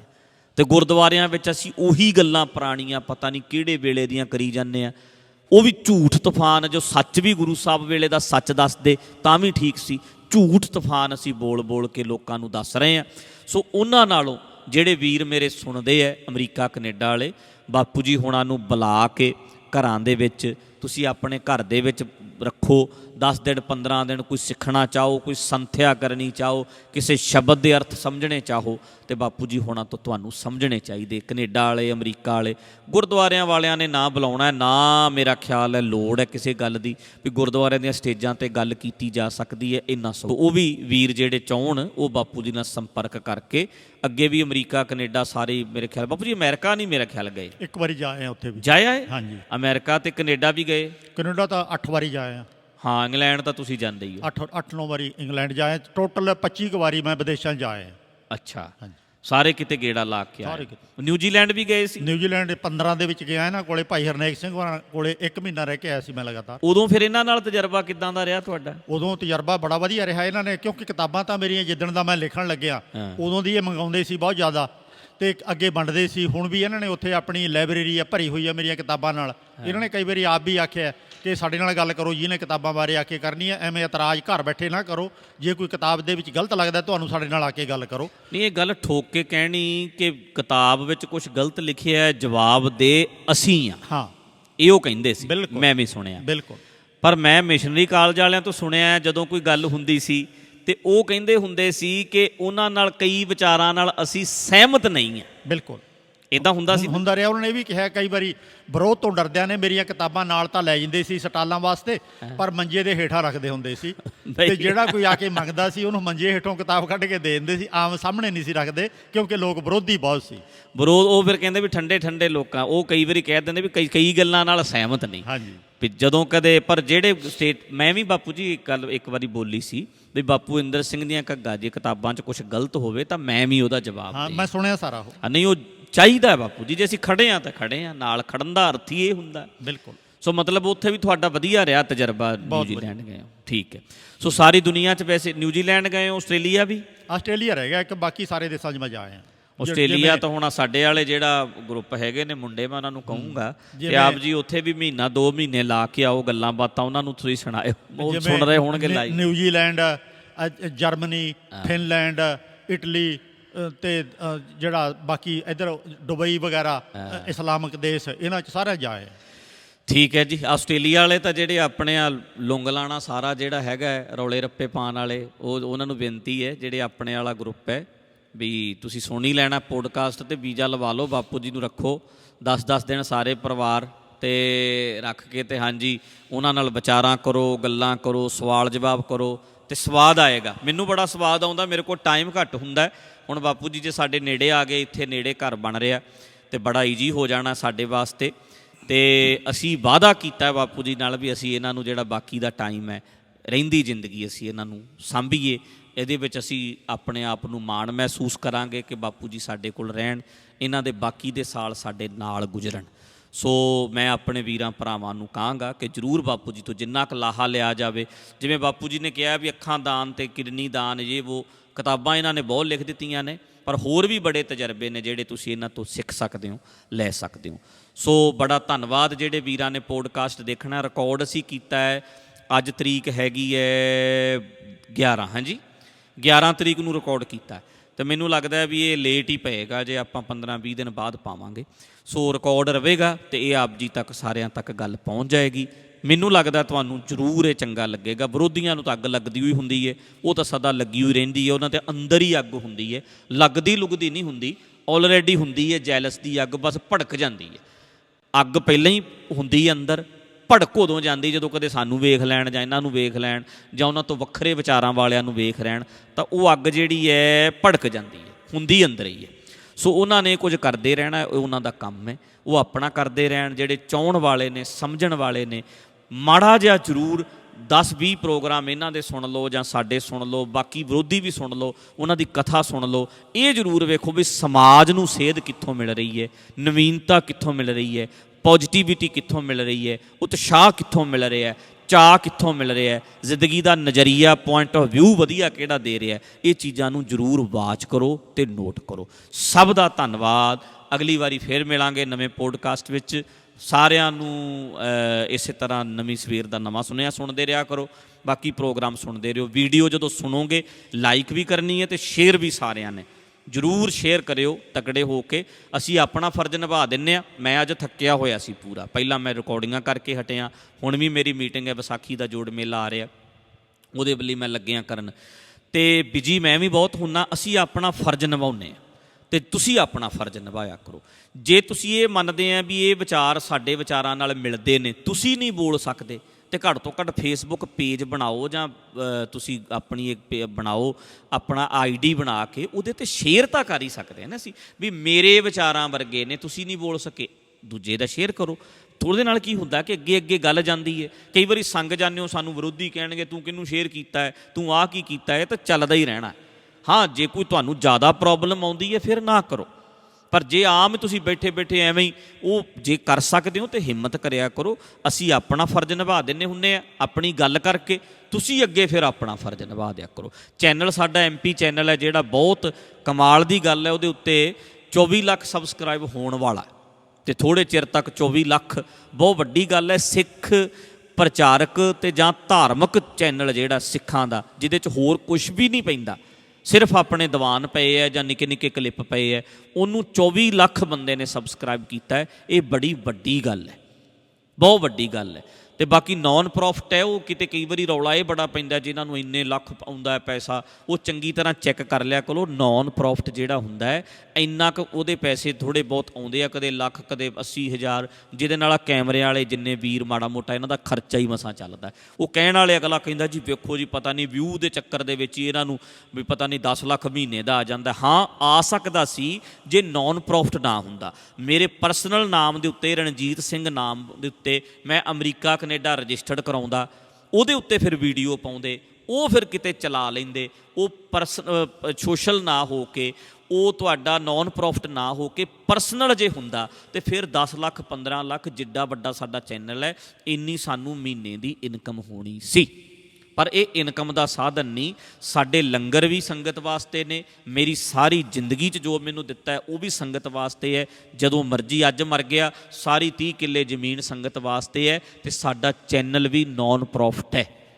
ਇਹ ਸਾਰਾ ਕੁਝ ਅਸੀਂ ਇੱਦਾਂ ਹੀ ਰੱਖਦੇ ਹਾਂ, ਅਸੀਂ ਹਮੇਸ਼ਾ ਇੱਦਾਂ ਹੀ ਰੱਖਣਾ। ਸੋ ਸਾਰਿਆਂ ਦਾ ਧੰਨਵਾਦ। ਅਸੀਂ ਆਪਣੀ ਡਿਊਟੀ ਕੀਤੀ, ਫਰਜ਼ ਨਿਭਾਇਆ, ਤੁਸੀਂ ਆਪਣਾ ਫਰਜ਼ ਨਿਭਾਇਓ। ਬਾਪੂ ਜੀ, ਬੜਾ ਚੰਗਾ ਲੱਗਾ ਤੁਹਾਡੇ ਨਾਲ ਗੱਲਾਂ ਕਰਕੇ। ਬਹੁਤ ਧੰਨਵਾਦ ਜੀ, ਸਾਰਿਆਂ ਦਾ ਬਹੁਤ ਧੰਨਵਾਦ। ਅਤੇ ਬਾਕੀ ਕਿਸੇ ਵਿਸ਼ਿਆਂ 'ਤੇ ਮੈਂ ਗੱਲ ਕਰਿਆ ਕਰੂੰਗਾ। ਅੱਜ ਤਾਂ ਅਸੀਂ ਵੈਸੇ ਗੱਲ ਕੀਤੀ ਹੈ, ਅੱਗੇ ਤੋਂ ਆਪਾਂ ਕੋਈ ਨਾ ਕੋਈ ਵਧੀਆ ਜਿਹਾ ਵਿਸ਼ਾ ਮਹੀਨੇ ਵਿੱਚ ਕੋਸ਼ਿਸ਼ ਕਰਿਆ ਕਰਾਂਗੇ। ਇੱਕ ਪੋਡਕਾਸਟ ਮੇਰਾ ਬਾਪੂ ਜੀ ਨਾਲ ਹੋਇਆ ਕਰਿਆ ਕਰੂੰਗਾ ਮੈਂ, ਜਿੰਨਾ ਕੁ ਮੈਂ ਇਹਨਾਂ ਤੋਂ ਲਾਹਾ ਲੈ ਸਕਦਾ ਲੈਣਾ ਹੈ। ਅਤੇ ਆਸਟ੍ਰੇਲੀਆ ਵਾਲਿਆਂ ਨੇ ਤਾਂ ਕਰ ਹੀ ਲੈਣਾ ਬਾਪੂ ਜੀ, ਤੁਸੀਂ ਐਤਕੀ ਉੱਥੇ ਗੇੜਾ ਲਾ ਕੇ ਆਓ ਠੰਡ ਵਿੱਚ, ਠੀਕ ਹੈ, ਅਤੇ 2 ਕੁ ਮਹੀਨੇ ਲਾ ਕੇ ਆਓ, ਅਤੇ ਨਾਲੇ ਸਾਰੇ ਬੰਦਿਆਂ ਨੂੰ ਮਿਲ ਕੇ ਆਇਓ, ਘੁੰਮ ਕੇ ਆਇਓ, ਤੁਹਾਨੂੰ ਕਮਾਉਣਗੇ ਵੀ ਅਤੇ ਤੁਹਾਡੇ ਤੋਂ ਬੜਾ ਲਾਹਾ ਲੈਣਗੇ। ਸਭ ਦਾ ਧੰਨਵਾਦ। ਵਾਹਿਗੁਰੂ ਜੀ ਕਾ ਖਾਲਸਾ, ਵਾਹਿਗੁਰੂ ਜੀ ਕੀ ਫਤਿਹ ਜੀ।